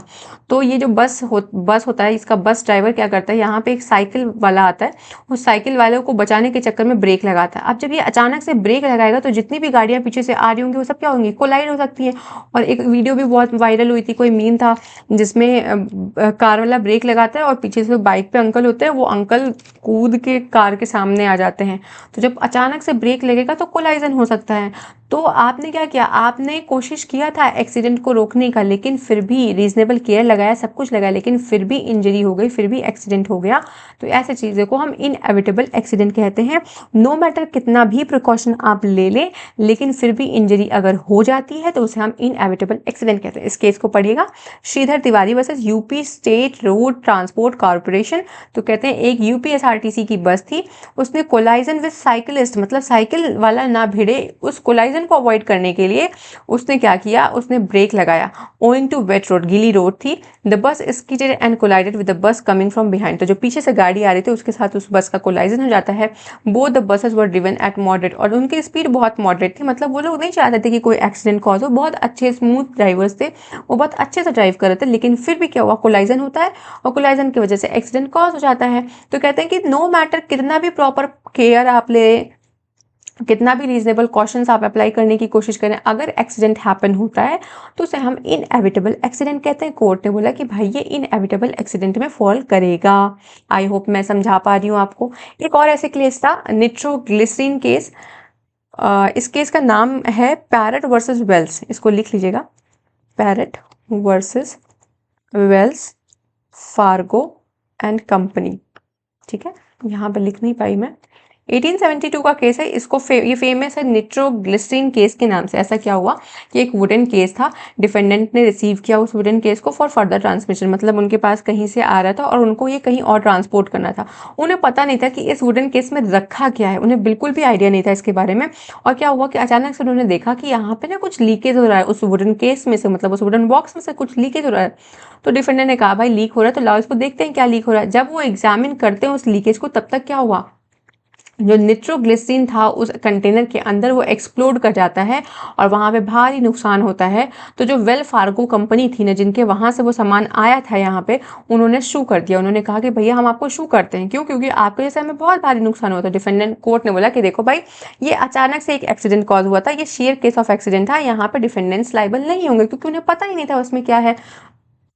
तो इन केसेस के माध्यम से आप समझ सकते होंगे इनएविटेबल एक्सीडेंट का मतलब क्या है, कोई भी अनएक्सपेक्टेड इंजरी जिसको आप अवॉइड करने के लिए reasonable care, proper care, precaution सब कुछ लेने की कोशिश कर रहे हैं, लेकिन फिर भी वो इंजरी अकर हो जाती है, तो ऐसे केसेस को हम इनएविटेबल एक्सीडेंट कहते हैं।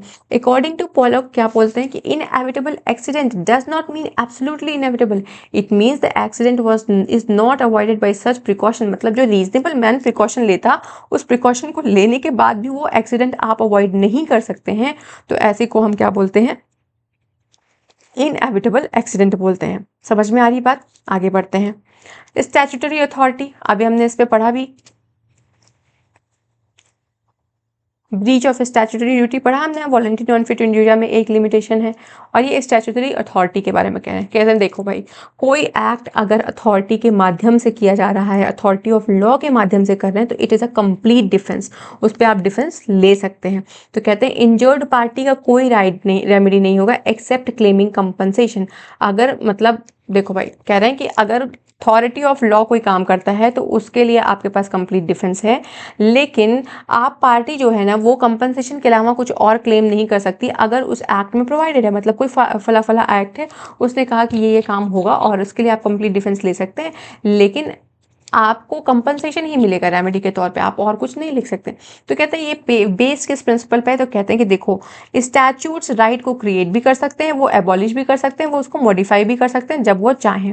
इसलिए अगर कोई भी एक्ट लेजिस्लेचर ने रिकॉग्नाइज किया है तो is not actionable even though it would have been टॉट। अगर कोई ऐसा काम जो लेजिस्लेचर रिक्वायर करता है, रिकॉग्नाइज करता है, तो उसके ऊपर आप कोई भी एक्शन नहीं ले सकते हैं, नो मैटर कि वो टॉर्ट ही क्यों ना कमिट हो रहा है। तो कहते हैं immunity is not only from the harm directly, अगर कोई हार्म डायरेक्ट हो रहा है तो भी आपके पास इम्यूनिटी है, और अगर इंसिडेंटल हार्म है तो भी है।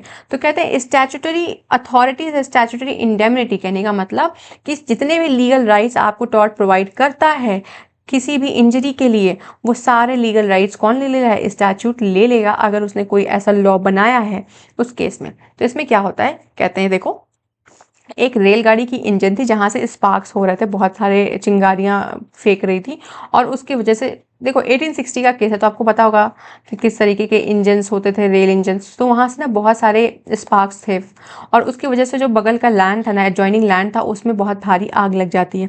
तो कहते हैं कि respondent had taken care to prevent emission, तो रिस्पोंडेंट जो था वो पूरा कोशिश किया था कि इस स्पार्क को प्रिवेंट किया, लेकिन वो हो नहीं पाया, तो कहा गया कि रिस्पोंडेंट को हम लाइबल नहीं मानेंगे।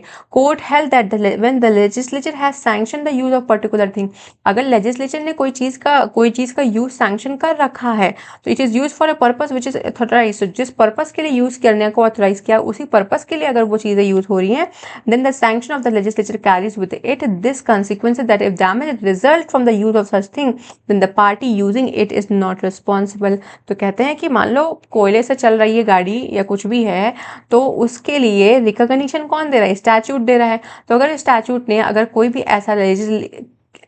ऐसा रिकॉग्निशन दिया है, सैंक्शन दिया है और उस चीज़ के यूज़ के वजह से कोई हरकतें होती हैं, तो ऐसे केस में कह रहे हैं कि आप मतलब आप रिस्पॉन्सिबल नहीं होंगे, उस चीज़ को यूज़ करने वाले लोग रिस्पॉन्सिबल बिल्कुल भी नहीं मानेंगे। तो ये आपका स्टैट्यूटरी अथॉरिटी के ऊपर केस था। ये केस का नाम है इन Vaughan versus Taff Vale rail company 1860 का केस है। तो कह रहे हैं कि जो आपको अधिकार देता है वो उस अधिकार को छीन भी सकता है, उसको मॉडिफाई भी कर सकता है। अगर किसी एक्ट को लेजिस्लेचर ने रिकॉग्नाइज कर रखा है और उस एक्ट के वजह से टॉर्ट कमिट हो भी रहा है तो भी आप एक्शन नहीं ले सकते हैं। समझ में आ रही बात? तो ये स्टैट्यूटरी अथॉरिटी के बारे में था। प्राइवेट डिफेंस पढ़ा होगा आपने आईपीसी में, भारतीय न्याय संहिता में, हम फिर से पढ़ेंगे।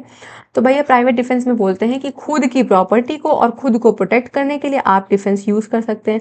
बस ध्यान में रहे कि डिफेंस उतना ही यूज करना जितने से तुम खुद को बचा सको। समझ में आ रही बात? जब हम प्राइवेट डिफेंस पढ़ते हैं अपने क्रिमिनल लॉज में, इंडियन पेनल कोड और भारतीय न्याय संहिता में, तो उसमें बता रखा है कि किस किस केसेस में आपको कितना कितना डिफेंस यूज करना है।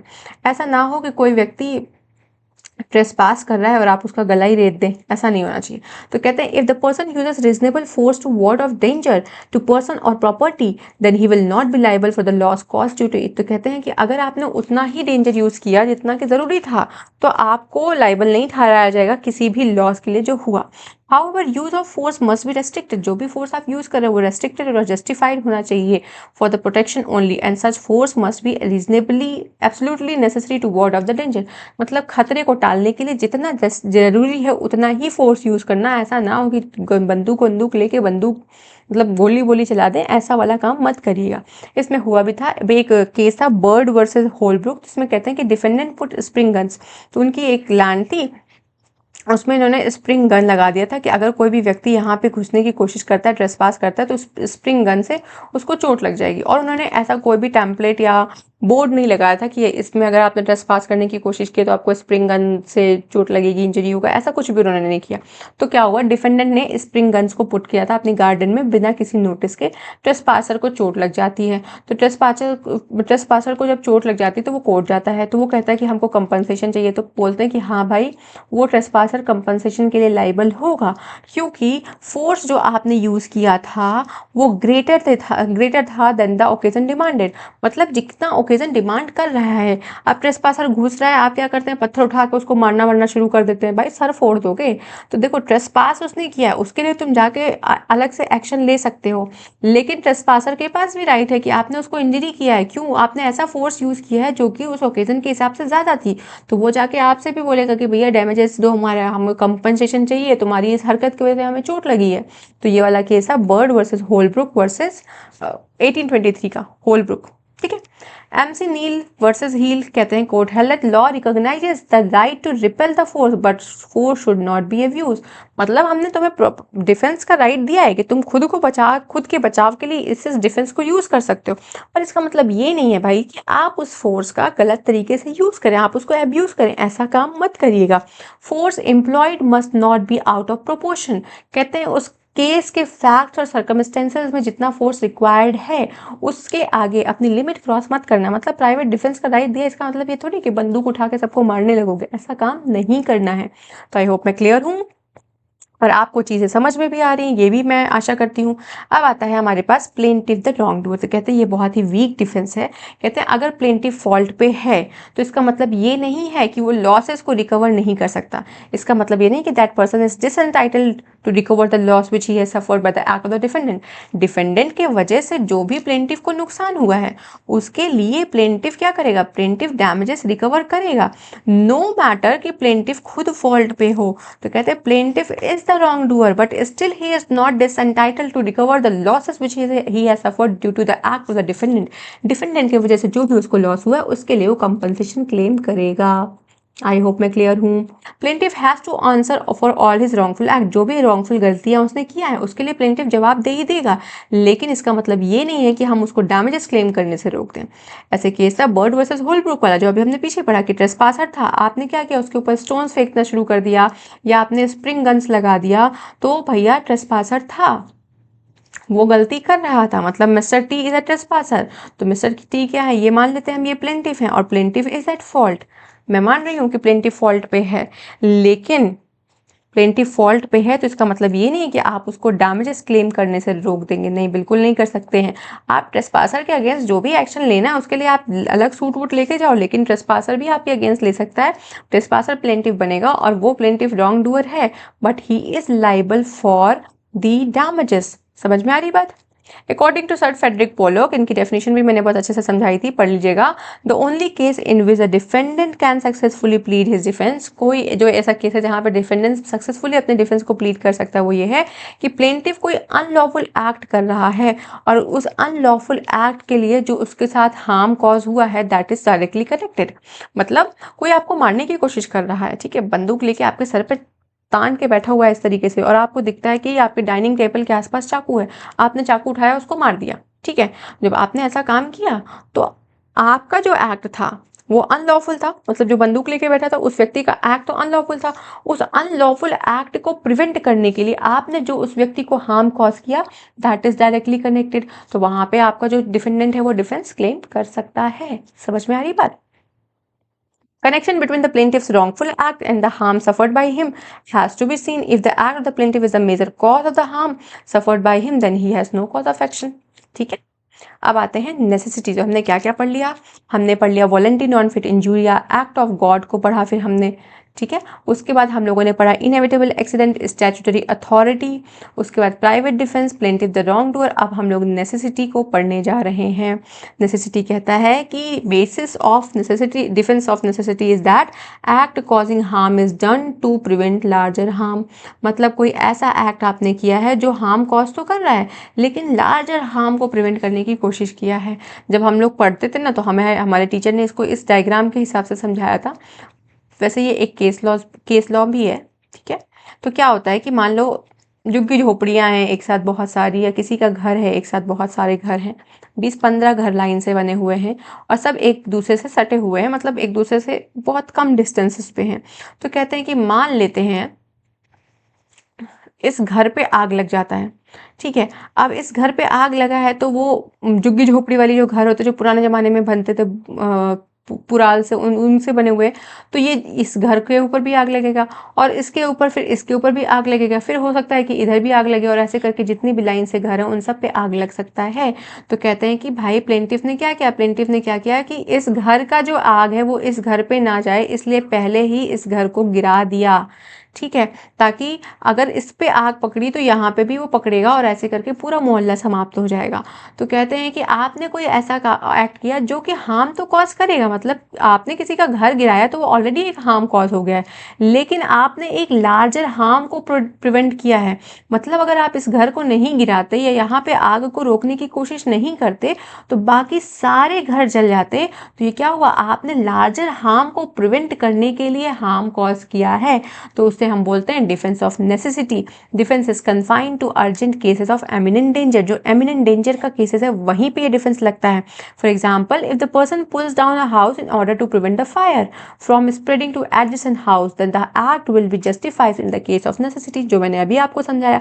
The case of necessity should be distinguish from private defence. जो नेसेसिटी है और प्राइवेट डिफेंस है इनको डिफरेंस, मतलब इनको अलग रखिए। क्यों?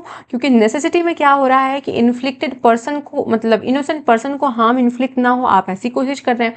और प्राइवेट डिफेंस में क्या हो रहा है कि wrongdoer inflicted on the plaintiff as he is a wrongdoer, plaintiff के ऊपर हुआ है, ठीक है, वहां पे प्लेंटिफ रॉन्ग डूअर है। तो ऐसे केसेस में प्राइवेट डिफेंस और आपका जो नेसेसिटी है इसमें अंतर बताया गया है। आई होप चीज़ें क्लियर होंगी। फिर आते हैं केस पे In Cope versus Sharpe, defendant entered the plaintiff's land to prevent the spread of fire to the adjoining land. वही सेम चीज है. Since the defendant's act was considered to be reasonably necessary, he was not held liable for trespass. It must be noted that if the interference is not reasonably necessary, the defendant will be held liable. In order to avail the defense of necessity, the harm caused must be proportional to the danger sought to be or prevented. ठीक है. तो क्या ये इसमें भी वही बात है कि जो आप in order to avail the defence of necessity के डिफेंस को अवेल करने के लिए द हार्म कॉज मस्ट भी, मतलब जो हार्म आपने कॉज किया है वो प्रोपोर्शनल होना चाहिए to the danger sought to be prevented.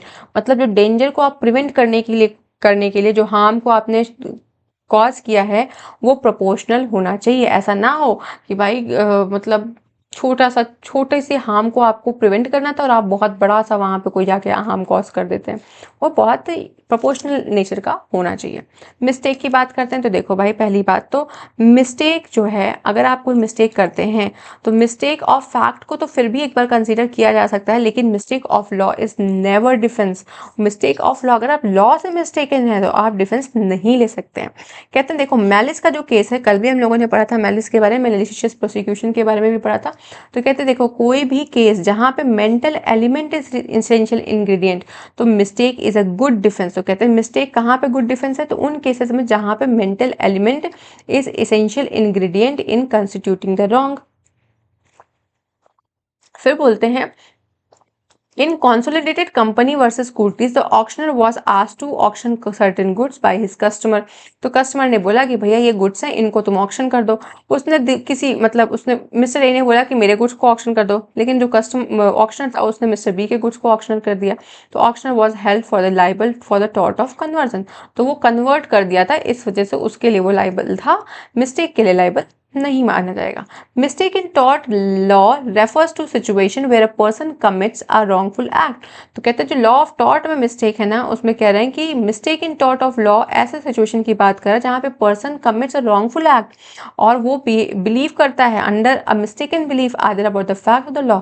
तब लॉ या फैक्ट को लेके वो उसके पास कोई मिस्टेकन बिलीफ है और उसके वजह से उसने कोई एक्ट कमिट करने की कोशिश किया and that act is wrongful. तो mistake is generally not considered valid defence. तो मिस्टेक को हम वैलिड डिफेंस नहीं मानते हैं टॉर्ट में. Meaning that a person can not escape liability. Person liability escape नहीं कर सकता simply because they acted under mistaken assumption. तो आपने मिस्टेकन एजम्पशन में जाके काम कर लिया, मतलब आपने एज्यूम कर लिया कि हाँ ठीक है, उसमें आप जो है इस अपनी लाइबिलिटी से एस्केप नहीं कर सकते, मतलब आप डिफेंस नहीं सीख कर सकते. तो सीधी सी बात यह है कि मिस्टेक ऑफ लॉ कभी डिफेंस नहीं होता है. मिस्टेक ऑफ फैक्ट को हम फिर भी कंसिडर कर सकते हैं. जैसे मान लो कि दोनों लोगों ने बोला कि भैया आप मेरा सामान तोल दो, आप मेरा सामान तोल दो, लेकिन जो ऑक्शनर था वो गलती से किसी और का सामान तोल दिया. तो उसने क्या किया, वहाँ पे फैक्ट मिस्टेक हुआ ना वहाँ पे, तो टॉर्ट ऑफ कन्वर्जन के लिए लाइबल हो सकता है, मिस्टेक ऑफ फैक्ट के लिए उसको छोड़ सकते हैं. ठीक है.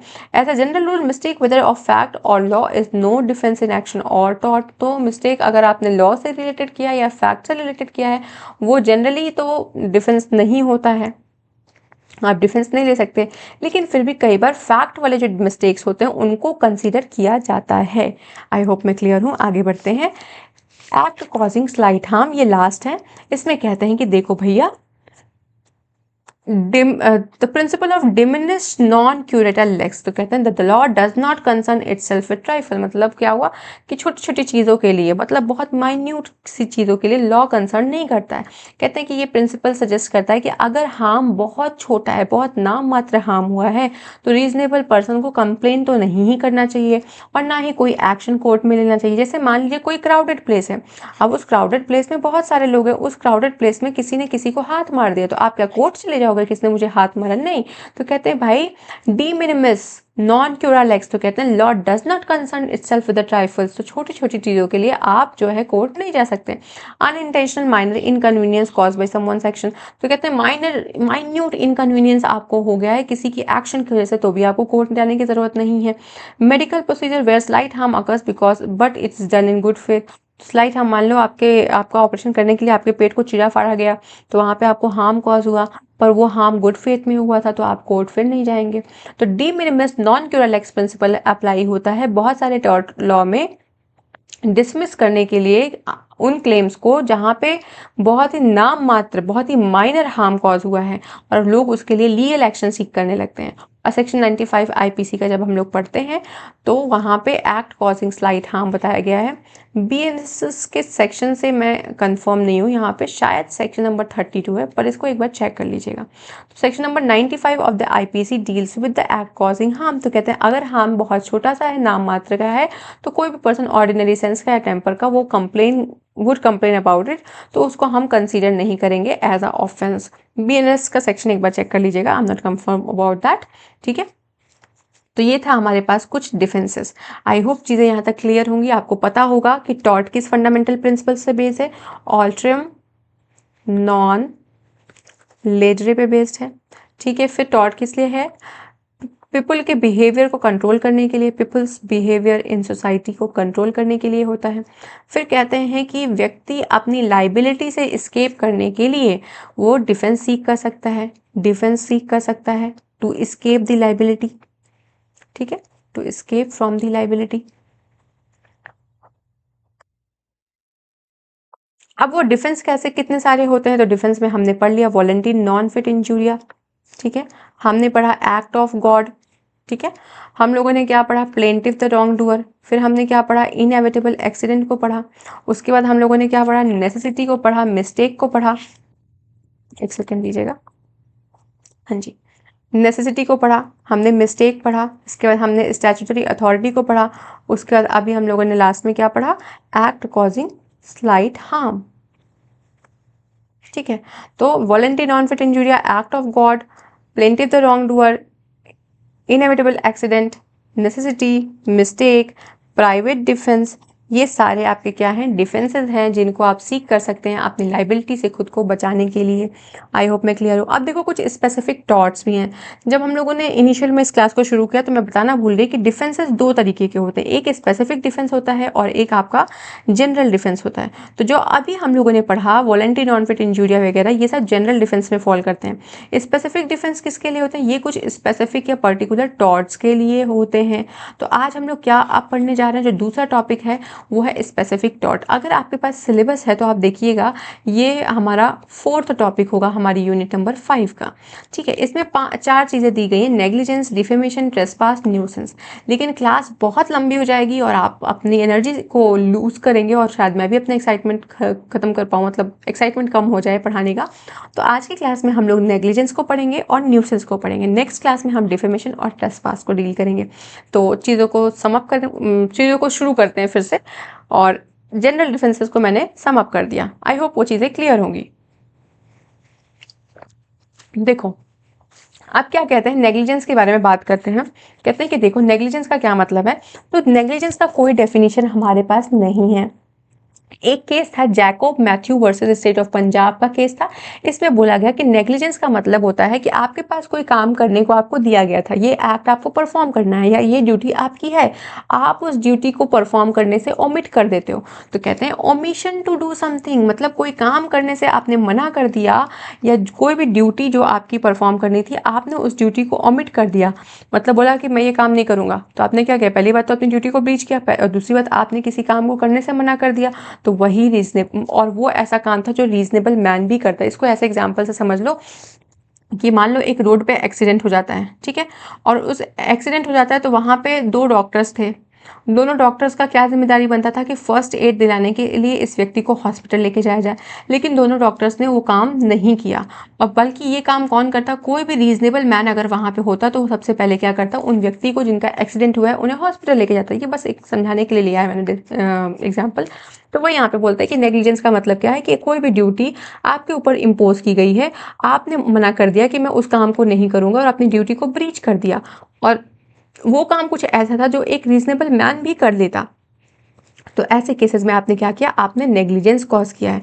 तो actionable negligence consist of neglect of ordinary care और skill towards a person to whom the defendant owes a duty of care. मतलब कोई ऐसा काम जो आपकी मतलब ड्यूटी आप वो कर देते, आप ड्यूटी ऑफ केयर वो करते थे किसी पर्टिकुलर बंदे के प्रति, लेकिन आपने वो काम को करने से मना कर दिया है, और वो काम कुछ ऐसा है जो कि एक रीजनेबल मैन भी करता, तो उसे हम नेग्लिजेंस कहते हैं। Negligence is the breach of duty caused by the omission of omission to do something which a reasonable man would do. बात समझ में आई? आगे बढ़ते हैं। एक और केस था मचिंद्र नाथ वर्सेस डीएस मायरप्पा। इस केस में कहा गया कि देखिए भैया, नेग्लिजेंस का क्या मतलब है? तो नेग्लिजेंस का मतलब उन्होंने बताया an omission of duty, duty को ओमिट करना ही नेग्लिजेंस है। आपको कोई काम करने को कहा गया था, आपने उसको मना कर दिया और वो ऐसा काम है जो रीजनेबल मैन जरूर करता, तो आपने क्या किया? आपने नेग्लिजेंस कॉज किया। In Grant of Australian Knitting Mills, तो कहते हैं देखो यहाँ पे ये बोला गया कि नेग्लिजेंस का मतलब सिर्फ केयरलेस कंडक्ट नहीं है, सिर्फ आप केयरलेस हैं किसी चीज को लेकर वो कंडक्ट ही नेग्लिजेंस नहीं है, बल्कि it is a complex concept of duty, breach and damage. तो यहाँ से आपको क्या समझ में आता है कि नेग्लिजेंस के इसेंशियल्स भी हैं, क्या है? ब्रीच ऑफ ड्यूटी है, ठीक है। पहली बात तो आपके पास ड्यूटी है, आप किसी के प्रति ड्यूटी ऑफ केयर ओ करते हैं और उस ड्यूटी ऑफ केयर को आप ब्रीच कर रहे हैं और ब्रीच करने के बाद आपको डैमेज, मतलब डैमेज कॉज कर रहे हैं, डैमेज कॉज किया तो डैमेजेस क्लेम करेगा अगला पार्टी। तो वही कहते हैं कि grant versus Australian Knitting mills में बताया गया कि देखो भैया, नेग्लिजेंस का मतलब सिर्फ हीडलेस या केयरलेस कंडक्ट नहीं है, rather it properly connotes a complex concept of breach, duty, breach and its damage. मतलब कोई ड्यूटी था, आपने उसको ब्रीच कर दिया और उसकी वजह से डैमेज कॉज हो गया, तो ये कॉम्प्लेक्स कॉन्सेप्ट है क्या? नेग्लिजेंस। आई होप मैं क्लियर हूँ। 1936 का केस था। फिर एक आता है civil and criminal liability negligence. तो कहते हैं देखो भैया, नेग्लिजेंस सिविल में हो चाहे क्रिमिनल में हो, दोनों को माना जाएगा, लाइबिलिटी दोनों जगह आपकी इम्पोज होने वाली है। पर ये बोल देते हैं कि देखो, जो क्रिमिनल वाली लाइबिलिटी होगी ना, जो क्रिमिनल में आपने नेग्लिजेंस कॉज किया होगा, तो वहां पे इन्होंने बता दिया कि ग्रॉस मेंस रिया का होना जरूरी है, पहली बात उन्होंने ये कह दिया। इसके बाद डिग्री ऑफ इंजरी बहुत ज़्यादा होगी, मतलब ग्रॉस इंजरी कॉज करने की बात इन्होंने कर दिया। और तीसरा पनिशमेंट की बात कर दिया। तो क्रिमिनल लाइबिलिटी जब भी आप नेग्लिजेंस में होंगे तो मेंस रिया हमको देखना पड़ेगा कि मेंटल एलिमेंट क्या था। दूसरी बात की, जैसा भी आपने क्राइम किया है नेग्लिजेंट एक्ट की वजह से, उसके हिसाब से आपको पनिशमेंट मिलेगी। और दूसरा जो डिग्री ऑफ इंजरी है ना, वो सिविल लाइबिलिटी से, सिविल केसेस से ज़्यादा होगी। किसमें? क्रिमिनल में। सिविल में क्या होती है, कहते हैं कि बहुत नॉर्मल नेग्लिजेंस का काम है, तो कहते हैं कि सिविल में जो नेग्लिजेंस है वो कम होगा इन कंपैरिजन टू क्रिमिनल। तो वहाँ पे जो नेग्लिजेंस का रेशियो है वो थोड़ा सा कम है, इसको कहते हैं कि यहाँ पे सिंपल केयरलेसनेस है। और यहाँ पे क्या है, क्रिमिनल में आपका जो केयरलेसनेस है वो हाई मैटर का है, मतलब वो ग्रॉस केयरलेसनेस आपने कॉज किया है। सिंपल क्रिमिनल लाइबिलिटी जब इम्पोज हो रही है नेग्लिजेंस के मामले में। दूसरा बोलते हैं कि सिविल में मेंस रिया की ज़रूरत नहीं है और यहाँ पे डैमेजेस मिलते हैं, मतलब कंपनसेशंस दिए जाते हैं। तो ये डिफरेंस है आपका सिविल और क्रिमिनल लाइबिलिटी में। अब एक केस था Syed Akbar versus state of Karnataka, जिसमें सुप्रीम कोर्ट ने बोला कि नेग्लिजेंस सिंपल क्या नेग्लिजेंस होता है और क्रिमिनल नेग्लिजेंस क्या होता है। तो उन्होंने कहा कि देखो, नॉर्मल नेग्लिजेंस जो होता है ना, उसमें व्यक्ति ओमिट करता है कि वो कुछ ऐसे काम को नहीं करेगा जो रीजनेबल मैन भी करता, तो उसे हम सिंपल नेग्लिजेंस कहते हैं। क्रिमिनल नेग्लिजेंस में ग्रॉस एंड कल्पेबल निग्लेक्ट होता है, मतलब ग्रॉस लेवल पे नेग्लिजेंस होता है, तो उसको हम क्या बोलते हैं? क्रिमिनल नेग्लिजेंस कहते हैं, जहाँ पे मेंस रिया होता है और वहाँ हम पनिशमेंट भी प्रोवाइड करते हैं। आई होप मैं क्लियर हूँ। इन्होंने बोला कि नेग्लिजेंस का दो मीनिंग है, पहला तो स्टेट ऑफ माइंड, दूसरा कंडक्ट। तो स्टेट ऑफ माइंड की जब बात करें तो ये साइकोलॉजिकल बिहेवियर की बात होने लगती है। साइकोलॉजिकल बिहेवियर की मतलब आपके अंदर कोई एक ऐसा एटीट्यूड है, जैसा होता है ना एग्जाम टाइम में पेपर दे के, अरे यार हो गया नहीं हुआ नहीं हुआ छोड़ो, तो कहते हैं आपको कोई फर्क ही नहीं पड़ता कि आपका कंडक्ट कैसा है और उस कंडक्ट के हिसाब से क्या कॉन्सिक्वेंसेज होंगे। तो यहाँ पे negligence as a state of mind की जब हम बात करते हैं तो यहाँ पे साइकोलॉजिकल बिहेवियर पे इम्पैक्ट करता है। ये बोलते हैं कि भाई यहाँ पे एक ऐसा एटीट्यूड बंदे ने डेवलप कर लिया है जहाँ पे उसे अपने कंडक्ट और उस कंडक्ट के कॉन्सिक्वेंसेस से घंटा फर्क नहीं पड़ता, जैसा हम नॉर्मल भाषा में बोलते हैं। फिर आता है हमारे पास negligence as a conduct. Conduct की बात कर रहे हैं तो कंडक्ट ऐसा जहाँ पे रिस्क इन्वॉल्व हो रहा है, रिस्क कैसा? हार्म कॉज करने का। तो कहते हैं कि it means conduct which involves risk of causing harm.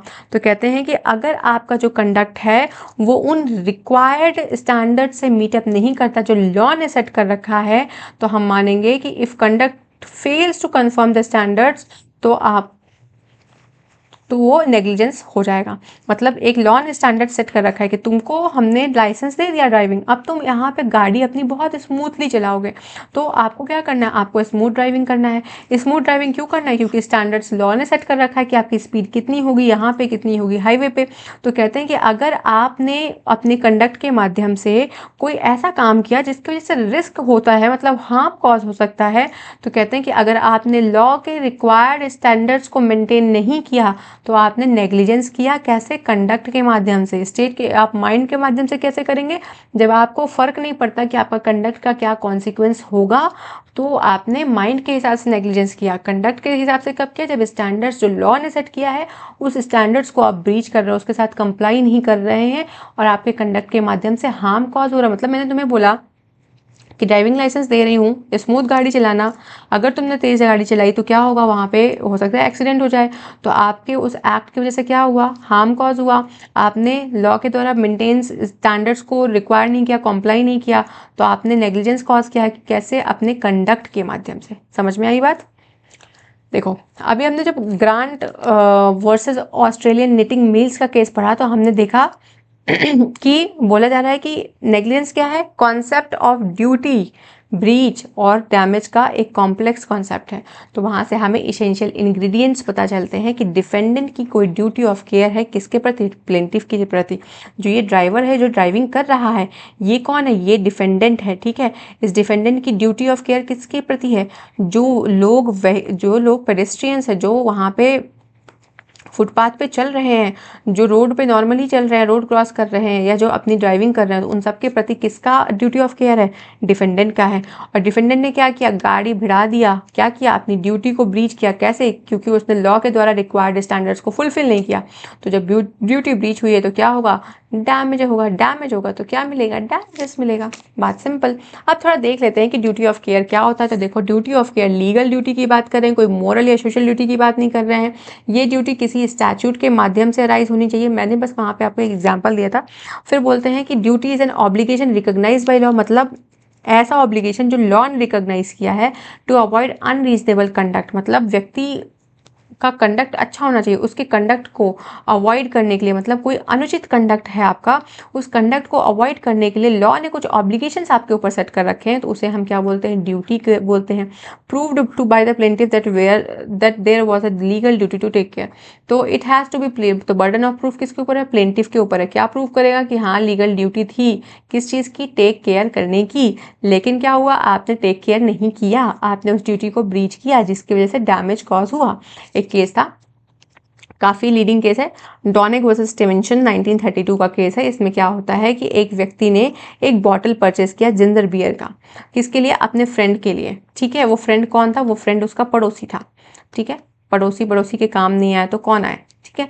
तो नेबर के लिए उन्होंने क्या किया, एक जिंजर बियर की बॉटल परचेज किया। और जब उस फ्रेंड ने, उस नेबर ने उस बॉटल को कंज्यूम किया तो उसको क्या पता चलता है कि वहाँ पे decomposed body of snail in the bottle, मतलब स्नेल की बॉडी डिकम्पोज होकर उसी बॉटल में पड़ी हुई थी। और एप्लेंट ने उसी ड्रिंक को ड्रिंक किया था, तो उसकी वजह से क्या होता है, उसको कुछ हेल्थ इश्यू सफ़र करने पड़ते हैं। तो एप्लेंट बोलता है कि मैं इस व्यक्ति को, जिसने उसको गिफ्ट किया था, उसको क्या करूँगा, शू करूँगा। तो जब उसने शू किया तो डिफेंडेंट के पास दो मेजर पॉइंट थे। डिफेंडेंट ने पहला प्ली ये लिया कि देखिए भैया, मेरा कोई ड्यूटी ऑफ केयर नहीं था उस लेडी के प्रति, मतलब जो मेरी पड़ोसन थी उसके प्रति मेरा कोई ड्यूटी ऑफ केयर नहीं था, पहली बात। दूसरी बात, उसने कहा कि स्ट्रेंजर टू द कॉन्ट्रैक्ट है, तो इसलिए कोई लाइबिलिटी अराइज नहीं होता। इसने डिफेंडेंट ने क्या किया, दो मेजर पॉइंट्स को एज अ प्लीड किया। तो कहते कोर्ट ने कहा कि देख भाई, ड्यूटी ऑफ केयर है ना, वो वेरियस रिलेशन से अराइज होती है। ज़रूरी नहीं है कि तुम्हारी फ्रेंड होती, या तुम्हारी मदर होती, तुम्हारी ब्रदर, तुम्हारी सिस्टर होती, तभी तुम्हारा ड्यूटी अराइज होता। Duty arises by various relations. तो कहते हैं वेरियस रिलेशंस के माध्यम से ड्यूटी अराइज होता है। दूसरा, doctrine of privity of contract का जो तुम यहाँ पे हवाला दे रहे हो, तो टॉर्ट में ये अप्लाई नहीं होता, क्योंकि tort is independent of contract. Tort independent है कॉन्ट्रैक्ट से। तो यहाँ पे डॉक्ट्रिन ऑफ प्रिविटी का कॉन्सेप्ट मत लाओ कि lady was a stranger and we don't have any contract between us, तो कोई लाइबिलिटी अराइज नहीं हुई। नहीं, ड्यूटी टू टेक केयर तुम्हारे ऊपर था, तुमने उस ड्यूटी को ध्यान नहीं दिया, तो इस वजह से कह रहे हैं कि भाई तुम ये दोनों प्ली मत लीजिए। फिर आगे बढ़ते हैं। आगे आता है glass globe corporation versus Muir का केस है। यहाँ पे क्या होता है कि एक कॉर्पोरेशन जो थी, ग्लासगो कॉर्पोरेशन, ये लोग कहाँ गए, ये लोग पिकनिक पार्टी पे जाते हैं। जब पिकनिक पार्टी पे जाते हैं ना, और तो वहाँ पे इन्होंने क्या किया था, चाय पीने के तो सबको ही शौकीन होते हैं, इन्होंने बहुत सारी गैलन रखी थी चाय की, ठीक है, ह्यूज गैलन ऑफ टी का गैलन था इनके पास। जब इनके पास टी का गैलन था तो क्या हुआ कि एक one of the member lost grip. तो वो लोग क्या कर रहे थे कि वहाँ पे जो भी लोग थे, वहाँ पे एक कोई मेंबर था जो ग्रिप लॉस कर गया उस गैलन का, मतलब पकड़ के उसको लेके जा रहे थे, कैरी कर रहे थे उस गैलन को, और हाथ से छूट गया। जब छूट जाता है तो कुछ चिल्ड्रंस को वहाँ पे इंजरी कॉज हो जाती है, ठीक है। जब इंजरी कॉज हो जाती है तो कहा गया कि डिफेंडेंट वर नॉट लाइबल, कह रहे कि भाई इसमें डिफेंडेंट लाइबल नहीं है। तो चिल्ड्रंस के जो पेरेंट्स होंगे वो क्या होंगे, प्लेंटिफ होगा, जो गैलन कैरी कर रहे होंगे वो कौन होंगे, वो डिफेंडेंट होंगे। तो कह रहे हैं डिफेंडेंट के ऊपर कोई लाइबिलिटी नहीं है। क्यों लाइबिलिटी नहीं है, उन्होंने कहा कि इंजरी वाज नॉट फोर्सिबल, मतलब इस ऐसी इंजरी को हम एंटिसिपेट ही नहीं कर रहे थे, ये फोर्सिबल नहीं है। तो कहते हैं कि कोर्ट बोलता है कि देखो स्टैंडर्ड ऑफ केयर और रीजनेबल फोरसाइट ये सब्जेक्टिव एलिमेंट है, तो ये कोर्ट डिसाइड करेगा कि कितना केयर आपको करना चाहिए था उसको हैंडल करने के लिए, और क्या रीजनेबल है, मतलब वेदर इट इज फोर्सिबल और not foreseeable, this is subjective element and court will decide it according to the facts and circumstances of the cases. समझ में आई बात। बोल्टन वर्सेस स्टोन का जो केस था, इसमें क्या होता है, इसमें कहते हैं कि भाई साहब आप रोड पे चल रहे हैं, ठीक है, और बगल में बच्चे क्या कर रहे हैं, क्रिकेट खेल रहे हैं। क्रिकेट खेलते हैं तो एक बच्चे ने छक्का मारा, सिक्स मारा। तो जब वो सिक्स मारता है तो आके किसी की आंख पे चोट लग जाता है। तो कहते हैं कि देखो भाई डिफेंडेंट वाज नॉट नेग्लिजेंट, उसको नहीं पता था कि इस बैटिंग के माजरे में जब वो बैटिंग करेगा तो उसकी सिक्स लगेगी, उसको बिल्कुल नहीं पता था।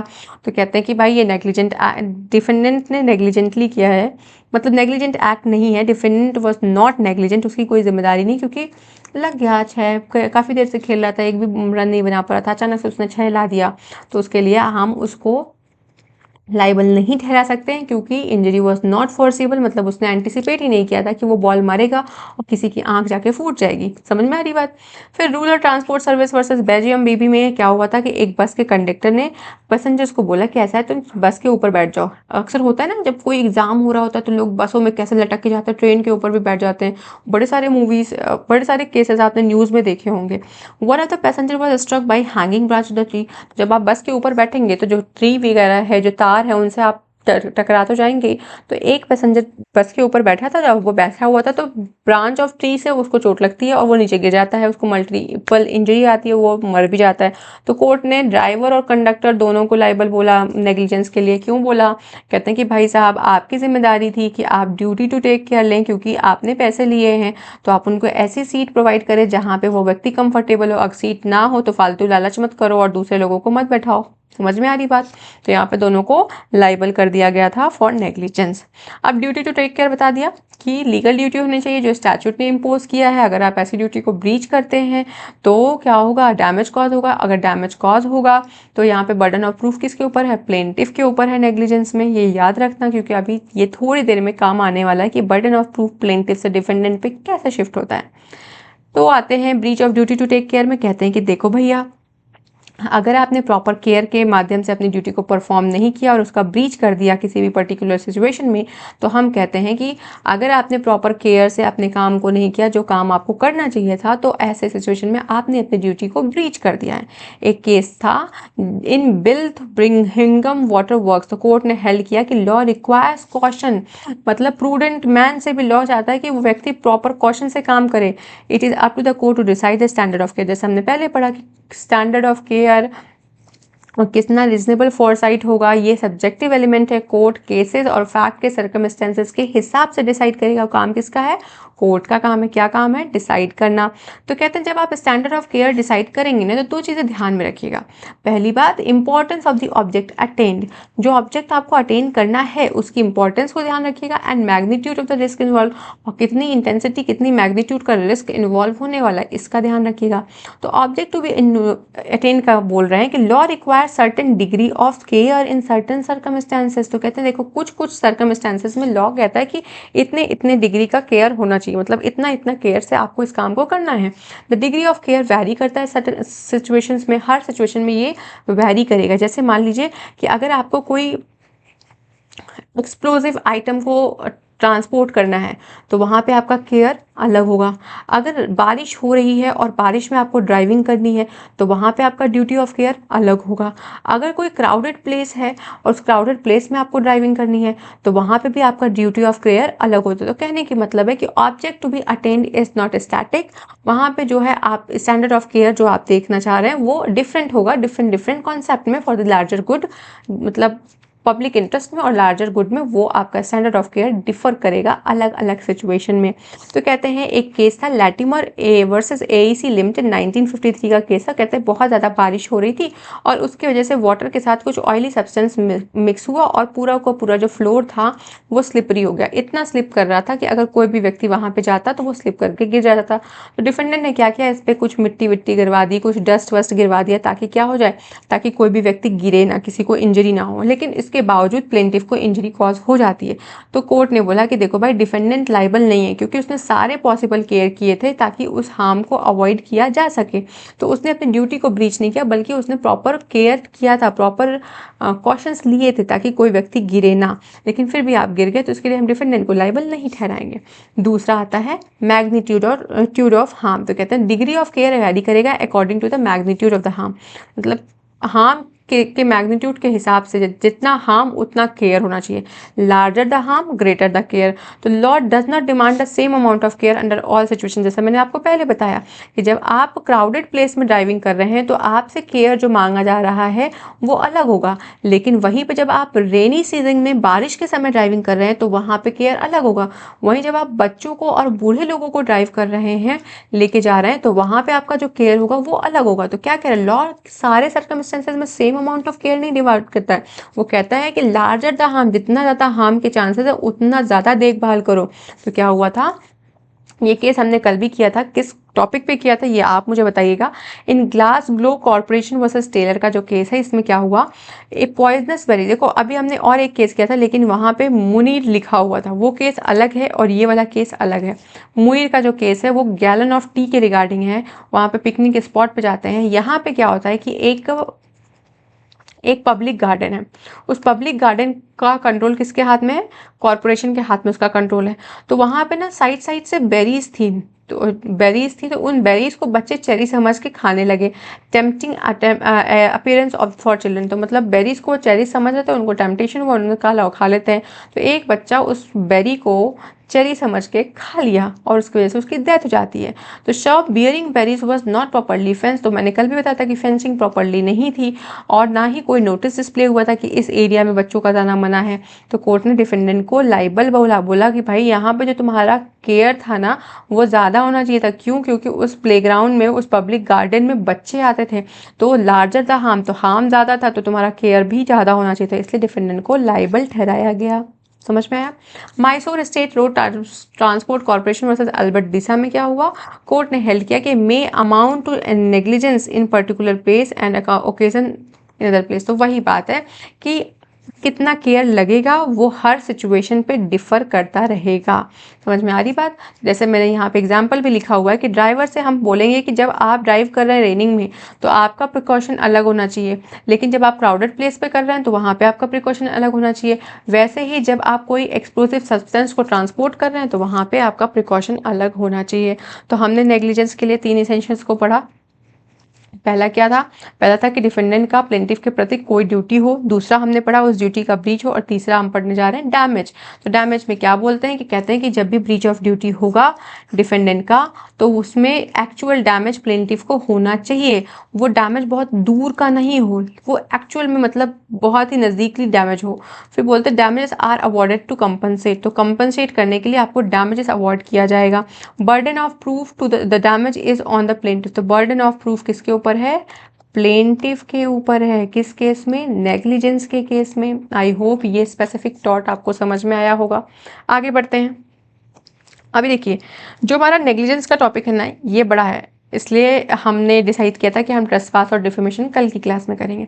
तो इसलिए बड़ा है क्योंकि ये 3-4 टॉपिक और हैं जो हमें करने पड़ेंगे, इस नेग्लिजेंस के अंदर ही आएगा। तो पहला है कि res ipsa लोक्यूटर means, race ipsa लोक्यूटर तो कहता है भाई ये एक मैक्सिम है, ये कहता है थिंग्स स्पीक्स फॉर इटसेल्फ। मतलब आपका काम बोलता है, ये तो आपने सुना ही होगा, कि काम करो, काम बोलता है, जवाब देने की जरूरत नहीं है, अक्सर घर में मम्मियाँ कहती हैं। तो कहते हैं जनरल रूल क्या है कि burden of proving the negligence is on plaintiff. अभी हमने पढ़ा कि बर्डन ऑफ प्रूफ किसके ऊपर है, नेग्लिजेंस प्रूव करने का बर्डन ऑफ प्रूफ किसके ऊपर है, प्लेंटिफ के ऊपर है। तो अगर plaintiff is unable to prove the negligence on the part of the defendant, अगर प्लेंटिफ नेग्लिजेंस नहीं प्रूव कर पाता है तो डिफेंडेंट को हम लाइबल नहीं ठहराएंगे। लेकिन कुछ ऐसे केसेस हैं जहां पे नेग्लिजेंस का इन्फ्रेंस ड्रॉ किया जाएगा from the facts and plaintiff need not to prove. तो कहते हैं केस के सर्कमस्टेंसेज और फैक्ट के हिसाब से हम इन्फ्रेंस लगा लेंगे कि नेग्लिजेंस हुआ है या नहीं हुआ है, वहाँ पे प्लेंटिफ को प्रूव करने की कोई आवश्यकता नहीं है। तो कहते हैं ऐसे सिचुएशन में जहाँ पे एक्सीडेंट हुआ है और हमें डायरेक्टली दिख रहा है कि डिफेंडेंट यहाँ पे नेग्लिजेंट है, मतलब कोई कार जो है, कोई ट्रक जो है आके किसी कार में भिड़ जाती है, तो हमको पता है कि जो जो ट्रक है उसमें बहुत सारी दारू की बोतलें रखी हुई हैं, ठीक है। तो हमें पता है कि यहाँ पे शराब की बोतल रखी है, इसका मतलब डिफेंडेंट जो है ड्रिंक करके ड्राइव कर रहा था। तो हम अगर इस बात का अंदाज़ा लगा सकते हैं कि डिफेंडेंट वॉज एट फॉल्ट, तो प्लेंटिफ को अपने नेग्लिजेंस को प्रूव करने की कोई आवश्यकता नहीं है। समझ में आ रही बात। सुप्रीम कोर्ट ने बोला चोलन रोडवेज वर्सेस जीत हीरो वाले केस में कि in case of res ipsa loquitur the plaintiff is just required to prove the accident. Plaintiff को बस इतना प्रूव करना है कि एक्सीडेंट हुआ है and the burden shifts to the defendant. और जो ये बर्डन ऑफ प्रूफ की बात जो प्लेंटिफ पे कर रहे थे, तो ये बर्डन ऑफ प्रूफ किसके ऊपर चला जाएगा, डिफेंडेंट के ऊपर चला जाएगा। तो कहते हैं maxim res presumption of negligence. तो कहते हैं जैसा कि रेस इप्सा लॉक्यूटर हम पढ़ रहे हैं, तो it is not the rule of law, rather it is the rule of evidence. ये एविडेंस का रूल है और एविडेंस के रूल में क्या कर रहे हैं, हम प्रिजम्पशन कर रहे हैं। वो प्रिजम्पशन रिबटेबल भी हो सकता है, इरिबटेबल भी हो सकता है। तो हमने क्या प्रिज्यूम किया, हमने प्रिज्यूम किया कि फॉल्ट किसका है, नेग्लिजेंस एक्ट किसका है, वो डिफेंडेंट का है। तो जब हम ये प्रूव करेंगे तो डिफेंडेंट के ऊपर जिम्मेदारी बनती कि वो ये प्रूव करे कि नहीं भैया मैंने कोई नेग्लिजेंट एक्ट नहीं किया था, प्लेंटिफ के वजह से ये हरकतें हुई हैं या ये प्लेंटिफ की वजह से कुछ भी डैमेजेस या डैमेज कॉज हुआ है। समझ में आ रही बात। क्या बोला इस केस में, चोलन रोडवेज में कहा गया कि देखो जो रेस इप्सा लॉकेटर का प्रिंसिपल या मैक्सिम आप पढ़ रहे हैं, थिंग्स स्पीक फॉर इटसेल्फ, ये कहता है कि प्लेंटिफ को बस इतना प्रूव करना है कि एक्सीडेंट हुआ है, पहली चीज। बाकी जो बर्डन ऑफ प्रूफ है वो डिफेंडेंट पे चला जाएगा। अगर हमें ऐसा लगता है, हम हमारा जो ये रेस इप्सा लॉकेटर का जो मैक्सिम हम पढ़ रहे हैं, it is a rule of law, ये रूल ऑफ लॉ है, ठीक है। ये rule of it is not the rule of law, ये रूल ऑफ लॉ नहीं है बल्कि रूल ऑफ एविडेंस है। और इस रूल ऑफ एविडेंस में हम ये प्रिज्यूम करके बैठते हैं कि डिफेंडेंट की नेग्लिजेंस के वजह से कोई भी हरकतें हुई हैं, कोई भी एक्सीडेंट कॉज हुआ है, ठीक है, या नेग्लिजेंस कॉज हुआ है, तो डिफेंडेंट की नेग्लिजेंट बिहेवियर के वजह से हुआ। तो अब ये डिफेंडेंट के ऊपर बर्डन ऑफ प्रूफ है कि वो ये प्रूफ करे कि नहीं मेरा एक्ट नेग्लिजेंट नहीं था। This presumption is rebuttable presumption. तो ये रिबटेबल प्रिजम्पशन है, आप इसको रिबट कर सकते हैं। डिफेंडेंट अवॉइड कर सकता है अपनी लाइबिलिटी को, स्किप कर सकता है अपनी लाइबिलिटी को by disproving the negligence on his part. तो प्रिजम्पशन कैसा होता है, रिबटेबल इरिबटेबल होता है। लेकिन यहाँ पे क्या कह रहे हैं, रेस इप्सा लॉकेटर में प्रिजम्पशन रिबटेबल नेचर का है। डिफेंडेंट अपनी लाइबिलिटी को अवॉइड करने के लिए ये प्रूव कर सकता है, डिसप्रूव कर सकता है कि उसके पार्ट पे कोई नेग्लिजेंस नहीं था, हरकतें सारी प्लेंटिफ की थी। समझ में आ रही बात। जनरल केस में क्या होता है, प्लेंटिफ के ऊपर होता है नेग्लिजेंस प्रूफ करना। लेकिन कुछ ऐसे केसेस हैं जहां पे डिफेंडेंट के ऊपर चला जाता है बर्डन ऑफ प्रूफ कि वो ये प्रूफ करे कि उसका बिहेवियर नेग्लिजेंट नहीं था। ये मैक्सिम कब अप्लाई होती है, तो when the things was under the control and management of the defendant. जब डिफेंडेंट चीज़ों को संभाल सकता था, उसके कंट्रोल में था।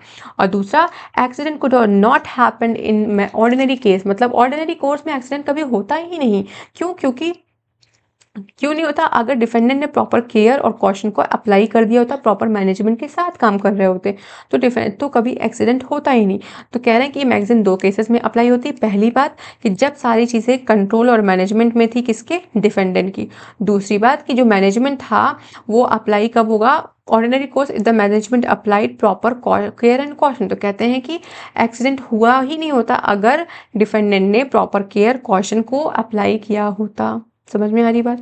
ये भी केस हमने कल पढ़ा था, म्यूनिसिपल कॉर्पोरेशन दिल्ली वर्सेस सुभागवंती वाला केस। इसमें क्या हुआ था कि भैया एक म्यूनिसिपल कॉर्पोरेशन थी दिल्ली में, तो वहाँ पे एक चांदनी चौक पे एक क्लॉक टावर लगा हुआ था, ठीक है। वो क्लॉक टावर अचानक से क्या होता है, कोलैप्स कर जाता है।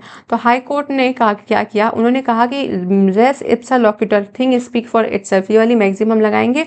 और जो भी duty, it was the duty of the municipal corporation, जो म्यूनिसिपल कॉर्पोरेशन उनका काम था कि पीरियडिकल एग्जामिनेशन करें, मतलब समय समय पे चेक करते रहते, रिपेयर करते रहते। सुप्रीम कोर्ट ने भी बोला कि हाँ, ये मैक्सिमम अप्लाई होगी इस सर्कमस्टेंसेज में surrounding the thing which cause damage was under the control and management of the defendant. Defendant के कंट्रोल और मैनेजमेंट में थी, फिर भी उन्होंने इसका देखभाल नहीं किया, इसलिए हम इस मैक्सिम को यहाँ पे अप्लाई करेंगे और किसके ऊपर डालेंगे, नेग्लिजेंस के लिए हम डिफेंडेंट को जिम्मेदार मानेंगे। State of Punjab versus modern cultivator held that if defendant is able to show how accident occur and can offer to explanation, अगर defendant बता दे कि किस तरीके से accident हुआ है और उसके regarding वो कुछ explanations भी दे देता है, तो कहते हैं कि defendant explained that there was no lack of reasonable care on his part, और वो बताया कि उसके पार्ट पे कोई भी reasonable care lack नहीं हुआ है, तो वो liable नहीं होगा। फिर श्याम सुंदर वर्सेस स्टेट ऑफ राजस्थान में बोला गया कि एक ट्रक बिलोंगिंग टू स्टेट, एक मतलब कोई ट्रक था जो कि स्टेट को बिलोंग करता था, उस ट्रक पे क्या हुआ, फायर लग गया। फायर की वजह से क्या होता है, जो स्टोर कीपर थे अंडर स्टेट डिपार्टमेंट, उनके यहाँ डैमेजेस कॉज हो गए। जब डैमेजेस कॉज हुए तो बोला गया कि जो ये हरकत थी ना, वो ड्राइवर की नेग्लिजेंस थी, ड्राइवर ने नेग्लिजेंटली ड्राइविंग की थी। तो जो ड्राइवर है तो वहाँ पे फिर वही मास्टर सर्वेंट का रिलेशन होगा, तो स्टेट को लाइबल किया गया था, रिस्पॉन्सिबल डाला गया था ड्राइवर के नेग्लिजेंस के लिए। तो समझ में आया है, रेस इप्सा लोक्यूटर जब भी पढ़ेंगे तो ये नेग्लिजेंस के अंदर फॉल करता है। प्लेंटिफ से बर्डन ऑफ प्रूफ डिफेंडेंट के ऊपर शिफ्ट होता है, केस डाल देना, चोलन रोडवेज वर्सेस जीत हिरू, AIR 2005 का केस, ये भी केसेस आप डाल सकते हैं, शुभंगवंती वाला। और ये दो रीजंस भी बताते हैं कि कहाँ मैक्सिम अप्लाई होगा। और कई बार पूछ भी सकता है कि res ipsa लोक्यूटर rule of law है या रूल ऑफ एविडेंस है, तो बताना कि it is not rule of law, rather it is a rule of evidence. समझ में आ रही बात, आगे बढ़ते हैं। आता है कंट्रीब्यूटरी नेग्लिजेंस, इसके बाद हमारे पास आएगा, बड़ा है अभी थोड़ा सा नेग्लिजेंस का टॉपिक, थोड़ा और बड़ा है। कॉन्ट्रीब्यूटरी नेग्लिजेंस में क्या कहते हैं, when the plaintiff by his own negligence, अपनी खुद की गलती की वजह से वो कंट्रीब्यूट कर देता है to the damage cause by the negligence of the defendant. मतलब डिफेंडेंट कोई हरकत कर रहा था जिसकी वजह से डैमेज होता, उसी में प्लेंटिफ ने भी अपना कर दिया, वो कहते हैं ना कि आग में घी डालने का काम कर दिया, तो वैसा वाला कर दिया, तो उसको हम बोलते हैं कंट्रीब्यूटरी नेग्लिजेंस। कहते हैं सुप्रीम कोर्ट ने हेल्ड किया कि accident is due to the negligence of the both the party, जहां बोथ द पार्टी नेग्लिजेंट में हैं, they would be contributory negligence. तो हम कहेंगे कि इन दोनों ने कंट्रीब्यूट किया है उस नेग्लिजेंस में, उसे कंट्रीब्यूटरी नेग्लिजेंस कहा जाएगा। The both will be blamed, दोनों के ऊपर ब्लेम लगेगा। In case of contributory negligence, contributory negligence के केस में लाइबिलिटी किसके ऊपर डिपेंड होगी, upon whether either party could have avoided the consequences by exercise of reasonable care. तो लाइबिलिटी डिसाइड करने के लिए ये देखा जाएगा कि जब ये एक्सीडेंट कॉज होने वाला था तो क्या कोई एक ऐसा पार्टी था जो इसको अवॉइड कर सकता था। तो कहते हैं पार्टी कुड हैव अवॉइडेड, मतलब प्लेंटिफ या डिफेंडेंट में से कोई तो था ना जो रीजनेबल केयर अप्लाई करके उस कॉन्सिक्वेंसेस को अवॉइड कर सकता था। तो कहते हैं which ever party could have avoided, जो पार्टी अवॉइड कर सकता था उसके ऊपर लाइबिलिटी इम्पोज कर दी जाएगी। Defendant has to prove that plaintiff has failed to take reasonable care, और डिफेंडेंट को प्रूव करना पड़ेगा कि प्लेंटिफ रीजनेबल केयर नहीं यूज किया, and that was contributing factor, और ये कंट्रीब्यूटिंग फैक्टर था जिसकी वजह से ये कॉन्सिक्वेंसेस अकर हुए। समझने की कोशिश करना, कंट्रीब्यूटरी नेग्लिजेंस में क्या कह रहे हैं कि डिफेंडेंट की वजह से कोई डैमेज कॉज हो रहा था, उसमें किसने कंट्रीब्यूट कर दिया, प्लेंटिफ ने कंट्रीब्यूट कर दिया।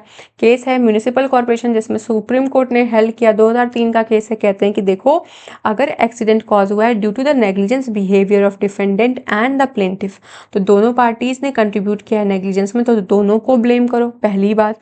कहते हैं लाइबिलिटी कैसे फिक्स की जाएगी कि कौन ज़्यादा लाइबल है कौन कम लाइबल है, तो ऐसे केस में जिस व्यक्ति के पास लास्ट में ये मौका था कि वो उस मतलब कभी भी था, दोनों पार्टीज के पास, मतलब किसी भी पार्टी के पास अगर ये मौका था कि वो रीजनेबल केयर को अप्लाई करते हुए इस कॉन्सिक्वेंसेस को अवॉइड कर दें, तो ऐसे केसेस में वो व्यक्ति अवॉइड कर सकता था पर उसने अवॉइड नहीं किया, इसलिए वो लाइबल होगा। मतलब प्लेंटिफ अवॉइड कर सकता था कि रीजनेबल केयर अप्लाई करता, तो ये कॉन्सिक्वेंसेज या एक्सीडेंट कॉज नहीं होता, लेकिन फिर भी इसने नहीं किया तो ये व्यक्ति लाइबल माना जाएगा। बोलते हैं कि डिफेंडेंट को प्रूव करना पड़ेगा कि प्लेंटिफ ने रीजनेबल केयर नहीं यूज़ किया, इस वजह से ये हुआ। तो कंट्रीब्यूटरी नेग्लिजेंस में कहते हैं कि plaintiff need not owe duty of care to other party के प्रति आपकी कोई ड्यूटी ऑफ केयर नहीं है, बल्कि plaintiff has it is to be proved that the plaintiff did not take care of his own safety. Plaintiff ने अपनी safety का खुद ही ध्यान नहीं रखा। अब हुआ क्या कि जो ये कॉन्ट्रीब्यूटरी नेग्लिजेंस था ना, इसके वजह से प्लेंटिफ वाज कंसीडर्ड, मतलब पहले क्या होता था, कंट्रीब्यूटरी नेग्लिजेंस के माध्यम से प्लेंटिफ अच्छा सा डिफेंस क्लेम करता था। Plaintiff lost his action if he was also negligent, मतलब प्लेंटिफ को अब क्या हो रहा है, प्लेंटिफ अपना एक्शन लॉस कर जा रहा है, मतलब वो डैमेजेस नहीं पाएगा, कंपनसेशन नहीं पाएगा अगर वो नेग्लिजेंट है। और होने क्या लगा कि इसकी वजह से बहुत सारी हार्डशिप क्रिएट्स हुई, और अगर प्लेंटिफ स्लाइटली नेग्लिजेंट भी होता था ना, तो जो उसका जेन्युइन क्लेम था वो उसे लूज कर देता था। इसीलिए कोर्ट ने इंट्रोड्यूस किया लास्ट अपॉर्चुनिटी रूल। समझ में आई बात। हमने क्या पढ़ा, कॉन्ट्रीब्यूटरी नेग्लिजेंस, जहाँ पे दोनों पार्टी ब्लेम होंगी, उन दोनों ने कंट्रीब्यूट किया है। तो ऐसे में लाइबिलिटी कैसे फिक्स होगी, तो लाइबिलिटी फिक्स करने के लिए कहा जा रहा है कि जिस व्यक्ति के पास रीजनेबल केयर के माध्यम से उस कॉन्सिक्वेंसेस को अवॉइड करने का मौका था लेकिन उसने अवॉइड नहीं किया, तो वो व्यक्ति ब्लेम किया जाएगा, उस व्यक्ति के ऊपर लाइबिलिटी इम्पोज होगी। उसको कहा जाएगा कि भैया तुम कर सकते थे पर तुमने नहीं किया, तुमने कंट्रीब्यूट किया, you are a contributing factor, तो यू विल बी लाइबल। तो इसकी वजह से क्या होता था कि प्लेंटिफ थोड़ा सा भी हार्म कॉज करता था, स्लाइट नेग्लिजेंट होता था, तो उसकी वजह से जो भी उसको जेन्युइन क्लेम कंपनसेशन के माध्यम से मिलने वाली होती थी वो सब उसके हाथ से चली जाती थी। तो इसलिए कोर्ट ने इंट्रोड्यूस किया क्या, लास्ट अपॉर्चुनिटी रूल को इंट्रोड्यूस किया। इन्होंने कहा कि इस रूल के हिसाब से person who had the last opportunity, जिस भी व्यक्ति के पास लास्ट अपॉर्चुनिटी थी एक्सीडेंट को अवॉइड करने का बाय टेकिंग रीजनेबल केयर, वो लाइबल होगा लॉस के लिए। तो हमने इसमें कौन सा केस पढ़ा, हमने पढ़ा municipal corporation of greater Bombay versus Lakshman Iyer 2003 का केस। आइए 1882 का केस है, देवियस मान का केस। कहते हैं कि देखो, plaintiff tied the feet of donkey, donkey के पैरों को बांध दिया और उसके बाद उसको नैरो हाईवे पे छोड़ दिया। जब छोड़ दिया तो डिफेंडेंट भाई हाईवे पे स्पीड काफ़ी अच्छी खासी होती है ना, तो डिफेंडेंट अपने वैगन से बहुत हाई स्पीड के साथ आ रहा था, नेग्लिजेंटली उसने गाड़ी डंकी के ऊपर चढ़ाया और डंकी मर गया। अब प्लेंटिफ को एंटाइटल कर दिया गया to recover in spite of his own negligence. तो प्लेंटिफ के ऊपर बोला गया कि भैया लास्ट अपॉर्चुनिटी तुम्हारे हाथों में थी, तुम चाहते तो ब्रेक लगाते और डंकी नहीं मरता। जब लास्ट अपॉर्चुनिटी तुम्हारे हाथ में थी तो तुम्हारे वजह से ये डंकी मरा है, तो you are liable for negligence, negligence के लिए आप लाइबल होंगे, because the defendant had last opportunity to avoid the accident. तो डिफेंडेंट के ऊपर बोला गया कि भैया तुमने डंकी के पैरों में बांधा था, इसलिए तुम्हारे ऊपर लास्ट अपॉर्चुनिटी थी। सॉरी, इसमें डिफेंडेंट वो व्यक्ति होगा जो कार चला रहा था, तो उसको बोला गया कि तुम्हारे ऊपर लास्ट अपॉर्चुनिटी थी कि तुम उस चीज़ को अवॉइड करो, पर फिर भी तुमने कार चढ़ा दिया तो एक्सीडेंट कॉज हुआ। तो later it was realise that rule of last opportunity was very unsatisfactory. तो कोर्ट ने कहा नहीं नहीं, ये बड़ा अनसेटिस्फैक्ट्री है, बार बार तुम डिफेंडेंट को इस तरीके से मतलब लाइबल करते जाओगे। तो party whose act of negligence was earlier escaped liability completely। तो ये इस रूल को मॉडिफाई किया गया किससे, law reform contributory negligence act 1945 के माध्यम से, और कहा गया कि when both of party are negligent they have contributed to some damage then the damages will be appropriated between them. तो कहते हैं अगर दोनों पार्टी लाइबल है, दोनों पार्टी ने नेग्लिजेंस कंट्रीब्यूट किया है, तो उसमें दोनों पार्टी के बीच में जो डैमेजेस है ना उनके शेयर्स को डिवाइड कर दिया जाएगा कि भैया अगर 1 लाख रुपए कोई डैमेज क्लेम कर रहा है तो 50,000 तुम दो, 50,000 तुम दो। हमारे इंडिया में कोई ऐसा लेजिस्लेशन नहीं था, इसलिए केरला लेजिस्लेचर ने इनैक्ट किया Kerala torts miscellaneous provisions act 1976। उसके हिसाब से भी इन्होंने कहा कि कॉन्ट्रीब्यूटरी नेग्लिजेंस के केस में अपोर्शनमेंट हो जाएगा, मतलब जो भी लाइबिलिटी है उसको 2 पार्टी में डिवाइड कर दो। तो ये लास्ट अपॉर्चुनिटी रूल समझ में आया होगा आपको। डॉक्ट्राइन ऑफ अल्टरनेटिव डेंजर क्या कहते हैं, कहते हैं कि देखो कुछ ऐसे सिचुएशंस होते हैं जहाँ पे प्लेंटिफ ने क्या किया, सर्टेन अमाउंट ऑफ रिस्क लिया। क्यों वो रिस्क लिया, ताकि जो है सिचुएशंस हैं उस जो क्रिएट डिफेंडेंट ने सिचुएशन किया है उसको अवॉइड किया जा सके। जैसे क्या हुआ था कि owing the negligence to the defendant, defendant की वजह से क्या हुआ, डिफेंडेंट के नेग्लिजेंट एक्ट की वजह से the truck belonging to them caught fire, तो डिफेंडेंट के एक्ट की वजह से जो ट्रक था उसको क्या हो गया, फायर कॉज हो गया। अब जो वहाँ पे उस ट्रक में जो व्यक्ति बैठा था ना, उसने जंप मार दिया। जंप क्यों मारा, क्योंकि उसने सोचा कि अगर मैं ट्रक में रहूंगा तो मैं जल के मर जाऊंगा, इससे बढ़िया मैं कूद जाता हूँ और मैं जीवित बच जाऊंगा, क्या हुआ ज़्यादा से ज़्यादा मेरी टांगी तो टूटेगी। तो वो ये सोचते हुए ट्रक से जंप कर लेता है। जब वो जंप करता है तो वो किसी पत्थर से टकराता है और उसकी ऑन द स्पॉट डेथ हो जाती है। तो डिफेंडेंट को लाइबल कर दिया गया था सेम के लिए। क्यों लाइबल किया गया, क्योंकि कहते हैं कोई सर्टेन सिचुएशन है जहाँ पे प्लेंटिफ ने ज़्यादा अमाउंट ऑफ रिस्क लिया ताकि जो रिस्क डिफेंडेंट के द्वारा क्रिएट हुआ है उससे वो बच सके। तो खुद को बचाने के लिए उसने क्या किया, from the risk posed by the defendant, defendant के माध्यम से जो रिस्क लगाया गया था उससे बचाने के लिए प्लेंटिफ ने अल्टरनेटिव रिस्क ले लिया। The law permits the plaintiff to resort to alternative danger in certain situations, तो कहते हैं लॉ परमिट कर रहा है कि आप रिजॉल्व कर सकते हैं सर्टेन सिचुएशंस में alternative dangers if the course adopted by him results in some harm, और उसने जो अल्टरनेटिव रिस्क लिया उसकी वजह से अगर उसको कोई हार्म कॉज होता है then his action against defendant will not fail, तब वो डिफेंडेंट के अगेंस्ट सूट फाइल कर सकता है। मतलब कोई हाई रिस्क का सिचुएशन था, उस रिस्क की सिचुएशन से आप बचने के लिए कोई अल्टरनेटिव रिस्क ले लेते हैं। उस अल्टरनेटिव रिस्क को जब आप लेते हैं तो आपको कोई हार्म कॉज हो जाता है, तो उस हार्म कॉज जो हुआ है आपको, वो डिफेंडेंट के उस रिस्क के वजह से हुआ जो उसने अराइज किया था। तो तुम डिफेंडेंट से क्या करोगे, तुम डिफेंडेंट से कंपनसेशन सीख कर सकते हो। आगे बढ़ते हैं। अब आता है हमारे पास कंपोजिट नेग्लिजेंस, नेग्लिजेंस का लास्ट टॉपिक। तो कहते हैं व्हेन नेग्लिजेंस ऑफ 2 और more person result in the damage, जब 2 व्यक्ति के नेग्लिजेंस की वजह से तीसरे व्यक्ति को डैमेज होता है तो उसे हम कंपोजिट नेग्लिजेंस कहते हैं। आई होप मैं क्लियर हूँ। अभी तक जो भी चीज़ें पढ़ी शायद आपको बहुत अच्छे से समझ में आया होगा, क्योंकि क्या होता है ना कि अगर आप लास्ट अपॉर्चुनिटी रूल देख रहे हैं तो किसी ने 2 मिनट की वीडियो बताई पर उसको कंट्रीब्यूटरी नेग्लिजेंस के साथ लिंक नहीं किया तो वो चीज़ें समझ में नहीं आती। इसलिए मैंने सब कुछ नेग्लिजेंस में क्या क्या आता है वो सब मैंने आपको बहुत ही डिटेल में समझाने की कोशिश की है।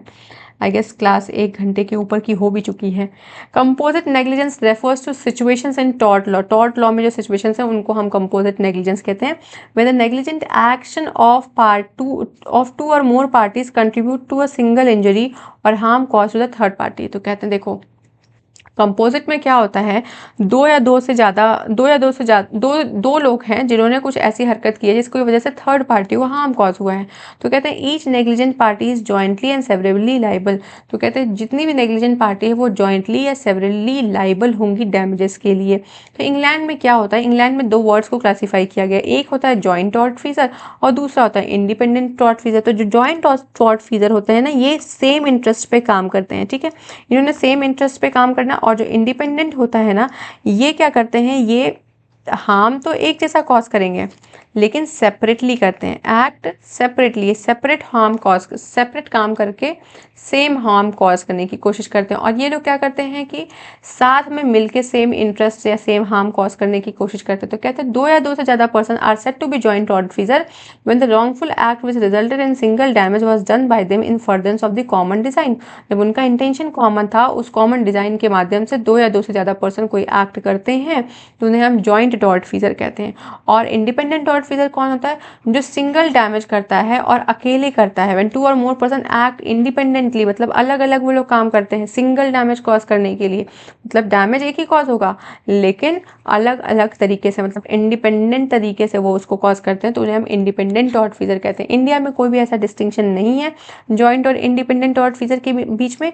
इंडिया में कहा जाता है कि जब 2 या 2 से ज़्यादा पर्सन कॉमन डैमेज कॉज करते हैं तो हम उन्हें कंपोजिट टॉर्टफीजर कहते हैं, ठीक है। पब्लिक न्यूसेंस, ये लास्ट टॉपिक है हमारा, इसको खत्म करते हैं। न्यूसेंस डिराइव हुआ है न्यूरी वर्ड से। न्यूरी का मतलब होता है अनॉय करना या हर्ट करना। तो विनफिल क्या कहते हैं, विनफिल कहते हैं कि न्यूसेंस एक टॉर्ट है, मीन्स क्या कह रहे हैं, अनलॉफुल इंटरफेरेंस हो रहा है, किससे, आप किसी व्यक्ति के लैंड के एंजॉयमेंट में या उसके पर्सन यूज में आप क्या करते हैं, न्यूसेंस कॉज करते हैं, हिंड्रेंस कॉज करने की कोशिश करते हैं। तो हम क्या बोल रहे हैं, तो आपने क्या किया, आपने न्यूसेंस कॉज किया किसी व्यक्ति के लैंड में, या उसके राइट जो उस लैंड से रिलेटेड है उनको यूज नहीं करने दे रहे, उसमें आप इंटरफेरेंस कर रहे हैं। पोलक के हिसाब से न्यूसेंस एक रॉन्ग है जो कि किसी मैन ने लॉफुली किया है किसी व्यक्ति को डिस्टर्ब करने के लिए, ताकि वो अपनी प्रॉपर्टी को एंजॉय ना कर सके और उस प्रॉपर्टी से रिलेटेड राइट्स को भी एंजॉय ना कर सके। स्टीफन कहते हैं कि nuisance is anything done to hurt or annoy of the lands, tenements or hereditaments of another. तो कहते हैं देखो, कोई ऐसा काम आप जो कर रहे हैं जिसकी वजह से आप किसी व्यक्ति को हर्ट कर रहे हैं, किसी या उनको अनोयंस कॉज कर रहे हैं, किसी लैंड को, किसी टेनेंट को, and not amounting to trespass, आप ट्रेसपास नहीं कर रहे हैं पर आप कोई ऐसी हरकत कर रहे हैं जिसकी वजह से वो लोग हर्ट हो रहे हैं। तो nuisance means anything which is offensive, कोई भी ऐसा चीज़ जो ऑफेंसिव है, जो अनॉय करता है, हर्ट करता है, तो उसे हम न्यूसेंस कहते हैं। न्यूसेंस दो तरीके का होता है, एक पब्लिक होता है, एक प्राइवेट होता है। पब्लिक न्यूसेंस क्या है? तो पब्लिक न्यूसेंस को बोल रहे हैं अनरीजनेबल इंटरफेरेंस। अनरीजनेबल मतलब क्या होता है? अनुचित, जो चीज़ उचित नहीं है। तो अनुचित इंटरफेरेंस कर रहे हैं कहाँ? With the right common to general public. तो पब्लिक न्यूसेंस क्या बात करता है? ये पब्लिक एट लार्ज की बात करता है। मतलब कोई ऐसा काम आप कर रहे हैं जो जनरली पब्लिक एट लार्ज को अफेक्ट करता है, तो उसे हम पब्लिक न्यूसेंस करते हैं। मतलब जैसे वेयर इज माई पेन, ये रोड है, आपने क्या किया, आपने इस रोड में गड्ढा खन दिया। अब जब गड्ढा खन दोगे तो भाई एक ही रोड है, सिंगल रूट है, इसी रूट के माध्यम से व्यक्ति आएगा जाएगा, इसके अलावा कोई भी बाईपास नहीं है, कोई भी सेकेंड हैंड रूट नहीं है। तो आपने गड्ढा खन दिया, तो आपने क्या किया? पब्लिक न्यूसेंस कॉज किया। या हो सकता है कि ये ज़मीन आपकी जो है हाईवे में चली गई, लेकिन आपको प्रॉपर मुआवजा नहीं मिला, तो आपका खून खौला, आपने कहा कि सरकार ने मुझे मुआवजा नहीं दिया, मेरी ज़मीन को ले लिया। आपने यहाँ पे क्या किया? ईंट जोड़ना शुरू कर दिया, मतलब दीवार जोड़ना शुरू कर दिया, अपने कंस्ट्रक्शन करना शुरू कर दिया पब्लिक वे पे, या आप किसी की ज़मीन पे कंस्ट्रक्शन कर रहे हैं किसी स्ट्रक्चर का। तो ये सब क्या है? ये सब पब्लिक न्यूसेंस के एग्जांपल्स हैं। पब्लिक न्यूसेंस एक क्राइम है, बल्कि जब प्राइवेट न्यूसेंस की हम बात करते हैं तो वो एक सिविल रॉन्ग है। Public nuisance does not create cause of action for civil suit. तो पब्लिक न्यूसेंस के माध्यम से आप सिविल सूट नहीं दायर कर सकते हैं, लेकिन कुछ ऐसे केसेस हैं जहाँ पे आप सिविल सूट दायर कर सकते हैं। पहला कि स्पेशल पर्टिकुलर डैमेज और injury cause to that individual apart from the rest of the public. तो कहते हैं कि जहाँ पे आपने कोई ऐसा न्यूसेंस किया है जो पब्लिक एट लार्ज के लिए था, लेकिन आप का जो वो न्यूसेंस है ना, उसकी वजह से खास नुकसान किसी मिस्टर एक्स या एन को हो जाता है। ये मान लेते हैं मिस्टर एक्स है, तो इनको नुकसान, मतलब पब्लिक एट लार्ज के लिए आपने न्यूसेंस किया, मतलब आपने कोई ऐसा कंडक्ट किया जो पब्लिक एट लार्ज मानता है कि न्यूसेंस है, लेकिन उसकी वजह से किसी मिस्टर एन को, मिस्टर एक्स को खास तौर पे नुकसान पहुंचता है, तो वहां पे वो सिविल एक्शन ले सकते हैं। सच स्पेशल डैमेज और इंजरी मस्ट बी डायरेक्ट, और वो जो भी डैमेज आप कर रहे हैं वो डायरेक्ट होना चाहिए। And the injury must be substantial character, मतलब वो सब्सटेंशियल कैरेक्टर होना चाहिए, मतलब वो सीरियस नेचर का होना चाहिए। ठीक है, आगे बढ़ते हैं। एक केस था जहाँ पे ये इसी केस का एग्जांपल है, doctor Ram Raj Singh versus Babulal, AIR 1982। इसमें क्या हुआ कि defendant started a brick grinding machine. उन्होंने एक ब्रिक ग्राइंडिंग मशीन लाया, उसमें ब्रिक डाला और उसकी वजह से बहुत सारा आवाज़ हो रहा था। तो ये मिस्टर डॉक्टर का घर है और इसके बगल में इन्होंने ये मशीन डाल दिया। अब जब ये मशीन आ गई ना, तो इस मशीन के माध्यम से क्या कर रहे हैं, ये ब्रिक्स को ग्राइंड कर रहे हैं। अब इसकी वजह से बड़ी आवाज़ें हो रही हैं, और जो ये डॉक्टर साहब है ना, इनके यहाँ जितने भी पेशेंट्स हैं उनको इनकन्वीनियंस हो रहा। और देखो, जब ये जब ये ग्राइंडिंग कर रहा है, मिक्सी कह रही हूँ, जब ये ग्राइंड कर रहा है मशीन को, तो यहाँ के अगल बगल के प्लॉट के लोगों को भी नुकसान हो रहा है। लेकिन डॉक्टर साहब अपना एक हॉस्पिटल चलाते हैं, तो उनके पेशेंट्स को, उनको सबको नुकसान हो रहा है। तो ये डैमेज कैसा है? ये डैमेज डायरेक्ट है। क्या कह रहे हैं कि इंजरी तो पब्लिक न्यूसेंस के तौर पे तुम सबको ही कॉज कर रहे हो, लेकिन उसकी वजह से सबसे ज़्यादा इफेक्ट मैं हो रहा हूँ, और वो इंजरी सीरियस कैरेक्टर का है। तो ऐसे केस में आप क्या करेंगे? कोर्ट ऐसे केस में डैमेजेस अवार्ड कर देगा। तो क्या कह रहे हैं कि प्लेन पब्लिक न्यूसेंस जो है ना, वो health, safety, comfort of the public से रिलेटेड होता है। तो ऐसे केसेस में आप जो है सिविल सूट दायर कर सकते हैं, जब डैमेज सबके लिए, मतलब सबको हो रहा है, लेकिन खास तौर पे आपको नुकसान हो, वो डायरेक्ट हो और साथ ही साथ सीरियस नेचर का हो। प्राइवेट न्यूसेंस पे बढ़ते हैं, तो इसको टॉर्ट ऑफ न्यूसेंस कहते हैं कि प्राइवेट न्यूसेंस एक सिविल रॉन्ग है। ये रिजल्ट करता है जब आपकी प्रॉपर्टी या लैंड पे कोई इंजरी कॉज करता है या उसको इंटरफेयर करने की कोशिश करता है, तो वो ये प्राइवेट न्यूसेंस होता है। प्राइवेट इंडिविजुअल को हर्ट हो रहा है, इंजरी कॉज हो रही है, तो कहते हैं क्या कंस्टिट्यूट करता है? तो कहते हैं अनरीजनेबल इंटरफेरेंस, मतलब अनुचित तौर पर कोई इंटरफेयर करने की कोशिश कर रहा है, बार बार टांग अड़ा रहा है, तो उसको हम बोलते हैं unreasonable interference. Such reasonable interference is with the use, जो भी इंटरफेरेंस व्यक्ति कर रहा है वो आपके लैंड या प्रॉपर्टी को यूज करने के लिए कर रहा है। डैमेज जो है damage cause as a consequence, और उस इंटरफेरेंस की वजह से आपको डैमेज कॉज होता। तो कहते देखो, it must be noted that every interference is not nuisance, सारा इंटरफेरेंस न्यूसेंस नहीं होता। In order to constitute nuisance there must be interference which is unreasonable, जो अनुचित है, मतलब हमें देखने में ही उचित नहीं लग रहा है, ऐसा इंटरफेरेंस होना चाहिए। एक केस है, court held that test of reasonableness क्या है, कैसे हम मानेंगे कि कोई चीज़ रीजनेबल है या अनरीजनेबल है। तो कहते हैं कोई act which is otherwise reasonable does not become unreasonable, मतलब कोई रीजनेबल चीज़ है वो सिर्फ इसलिए अनरीजनेबल नहीं बन जाती कि प्लेंटिफ ओवर सेंसिटिव नेचर का है। समझ में आ रही बात। फिर आगे बढ़ते हैं, राधे श्याम वर्सेस गुरु प्रसाद का जो केस था, इसमें कहते हैं कि देखो, it was held that running a flour mill, मतलब अगर आप आटा चक्की की मिल चला रहे हैं तो वो रेजिडेंशियल जगह पे तो वो न्यूसेंस होगा, लेकिन वो रीजनेबल है अगर कोई एक्ट रीजनेबल। फिर उन्होंने भी वही बात बोला कि अगर कोई एक्ट रीजनेबल है तो वो सिर्फ इसलिए अनरीजनेबल नहीं बन जाता क्योंकि प्लेंटिफ सेंसिटिव है। फिर बोलते हैं such unreasonable interference must cause injury to property comfort health, तो जो भी अनरीजनेबल इंटरफेरेंस है उसकी वजह से property comfort health of the plaintiff को इंजरी होना चाहिए। फिर एक और केस था St Helens Smelting versus Tipping 1865 का है। तो कहते हैं fumes from the defendant company's work damage plaintiff's tree, तो डिफेंडेंट की जो कंपनी थी उसकी वजह से जो भी धुआं निकलता था उसकी वजह से प्लेंटिफ की जो ट्रीज थी उनको डैमेज हो रहा था। तो जब ये डैमेज होता है तो बोलते थे कि डिफेंडेंट को लाइबल ठहराया जाए, और कहा गया कि एक्शन फॉर न्यूसेंस लाया जाए और एक्चुअल डैमेज को प्रूव करो। फिर आते हैं कि डिफेंसेस के क्या क्या, न्यूसेंस के क्या क्या डिफेंसेस हैं। तो कहते हैं कि देखो भाई, दो केसेस हैं जहां पे आपका जो न्यूसेंस है ना, न्यूसेंस बिकम डिफेंस। कैसे, मान लीजिए आपने मेरी पता नहीं लॉ ऑफ लिमिटेशन की क्लास ली है या नहीं ली है, where is my pen. Law of limitation की जब आप क्लास लेंगे तो मैंने आपको वहां पे लॉ ऑफ प्रेस्क्रिप्शन पढ़ाया था, ये क्लास के बिल्कुल इंट्रोडक्शन में ही है। अगर नहीं लिया है तो ले लेना लॉ ऑफ लिमिटेशन का क्लास, क्योंकि लॉ ऑफ लिमिटेशन किसी पर्टिकुलर सब्जेक्ट के लिए नहीं है कि सिविल पढ़ रहे हैं, क्रिमिनल पढ़ रहे हैं तो ही पढ़े, ये सब पे अप्लाई होता है। तो कहते हैं कि लॉ ऑफ लिमिटेशन में लॉ ऑफ प्रिस्क्रिप्शन का जो कॉन्सेप्ट है ना, ये स्मृति से आया था, एंशिएंट इंडिया से आया था। क्या कहते थे कि मान लो कोई आपके लैंड को 20 साल से अधिक के लिए ऑक्युपाई कर लिया है तो वो लैंड पे उसका लीगल राइट हो जाता है। तो वहीं पे कहते हैं कि कोई भी एक्ट जो कि न्यूसेंस है, लेकिन उस एक्ट को, मतलब वो एक्ट अब क्या बन जाएगा, मतलब आपने कहीं किसी लैंड पे न्यूसेंस कॉज किया, मतलब मेरी ज़मीन थी, आप आके यहाँ पे अपनी गाय बकरियाँ बांधना शुरू कर देते हैं। मैं मना करना नहीं चाहती हूँ, मैं सोचती हूँ कि ठीक है मेरी ज़मीन है, मैं बाद में ले लूँगी। तो मैंने क्या किया, मैंने आपको मना नहीं किया, और ये पोजीशन आपने लगातार 20 साल तक बिना किसी ऑब्स्ट्रक्शन के, बिना किसी मनाही के किया, तो प्रेस्क्रिप्शन के माध्यम से वो ज़मीन आपको चली जाएगी। ऐसा एंशिएंट इंडिया में भी होता था। तो कहते हैं कि जो न्यूसेंस था, मतलब तुम यहाँ पे जब गाय बकरियाँ बांध रहे थे तो ये मुझे न्यूसेंस कॉज कर रहा था, मुझे डिस्टर्बेंस हो रहा था, मेरी प्रॉपर्टी को इंजरी हो रही थी। और दूसरा ये भी हो सकता है कि मान लो मैं बगल की प्रॉपर्टी पे रह रही थी और वो प्रॉपर्टी मेरी नहीं थी, और मैं वहाँ पे हथौड़ी चलाती थी रोज, खट खट खट हथौड़ियाँ चला रही हूँ, लेकिन आपने कभी मना नहीं किया। तो ऐसे में क्या हुआ कि आप उसके यूज टू हो गए और 20 साल से ज़्यादा हो गया, तो जो न्यूसेंस था ना उसको आपने एक्वायर कर लिया बाई प्रेस्क्रिप्शन। तो डिफेंस टू न्यूसेंस, न्यूसेंस ही आपका डिफेंस बन जाता है। स्टैट्यूटरी अथॉरिटी में बोलते हैं कि अगर स्टैट्यूट ने बताया है कि ये एक्ट होना है इस अथॉरिटी के माध्यम से तो वो कंप्लीट डिफेंस है। रेलवे को बोला गया है कि तुम जो है अपनी रेल को ऑपरेट करोगे, तो जो भी रेलवे नॉइस कॉज करता है, आप ये थोड़ी बोल सकते कि ये न्यूसेंस कॉज हो रहा है, नहीं बोल सकते क्योंकि ये स्टैट्यूटरी अथॉरिटी है।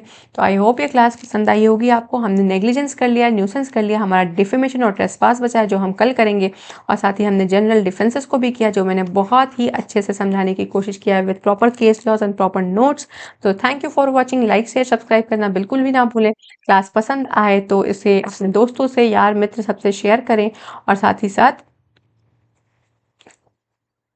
मेरे चैनल को सब्सक्राइब करें। Thank you, have a good day.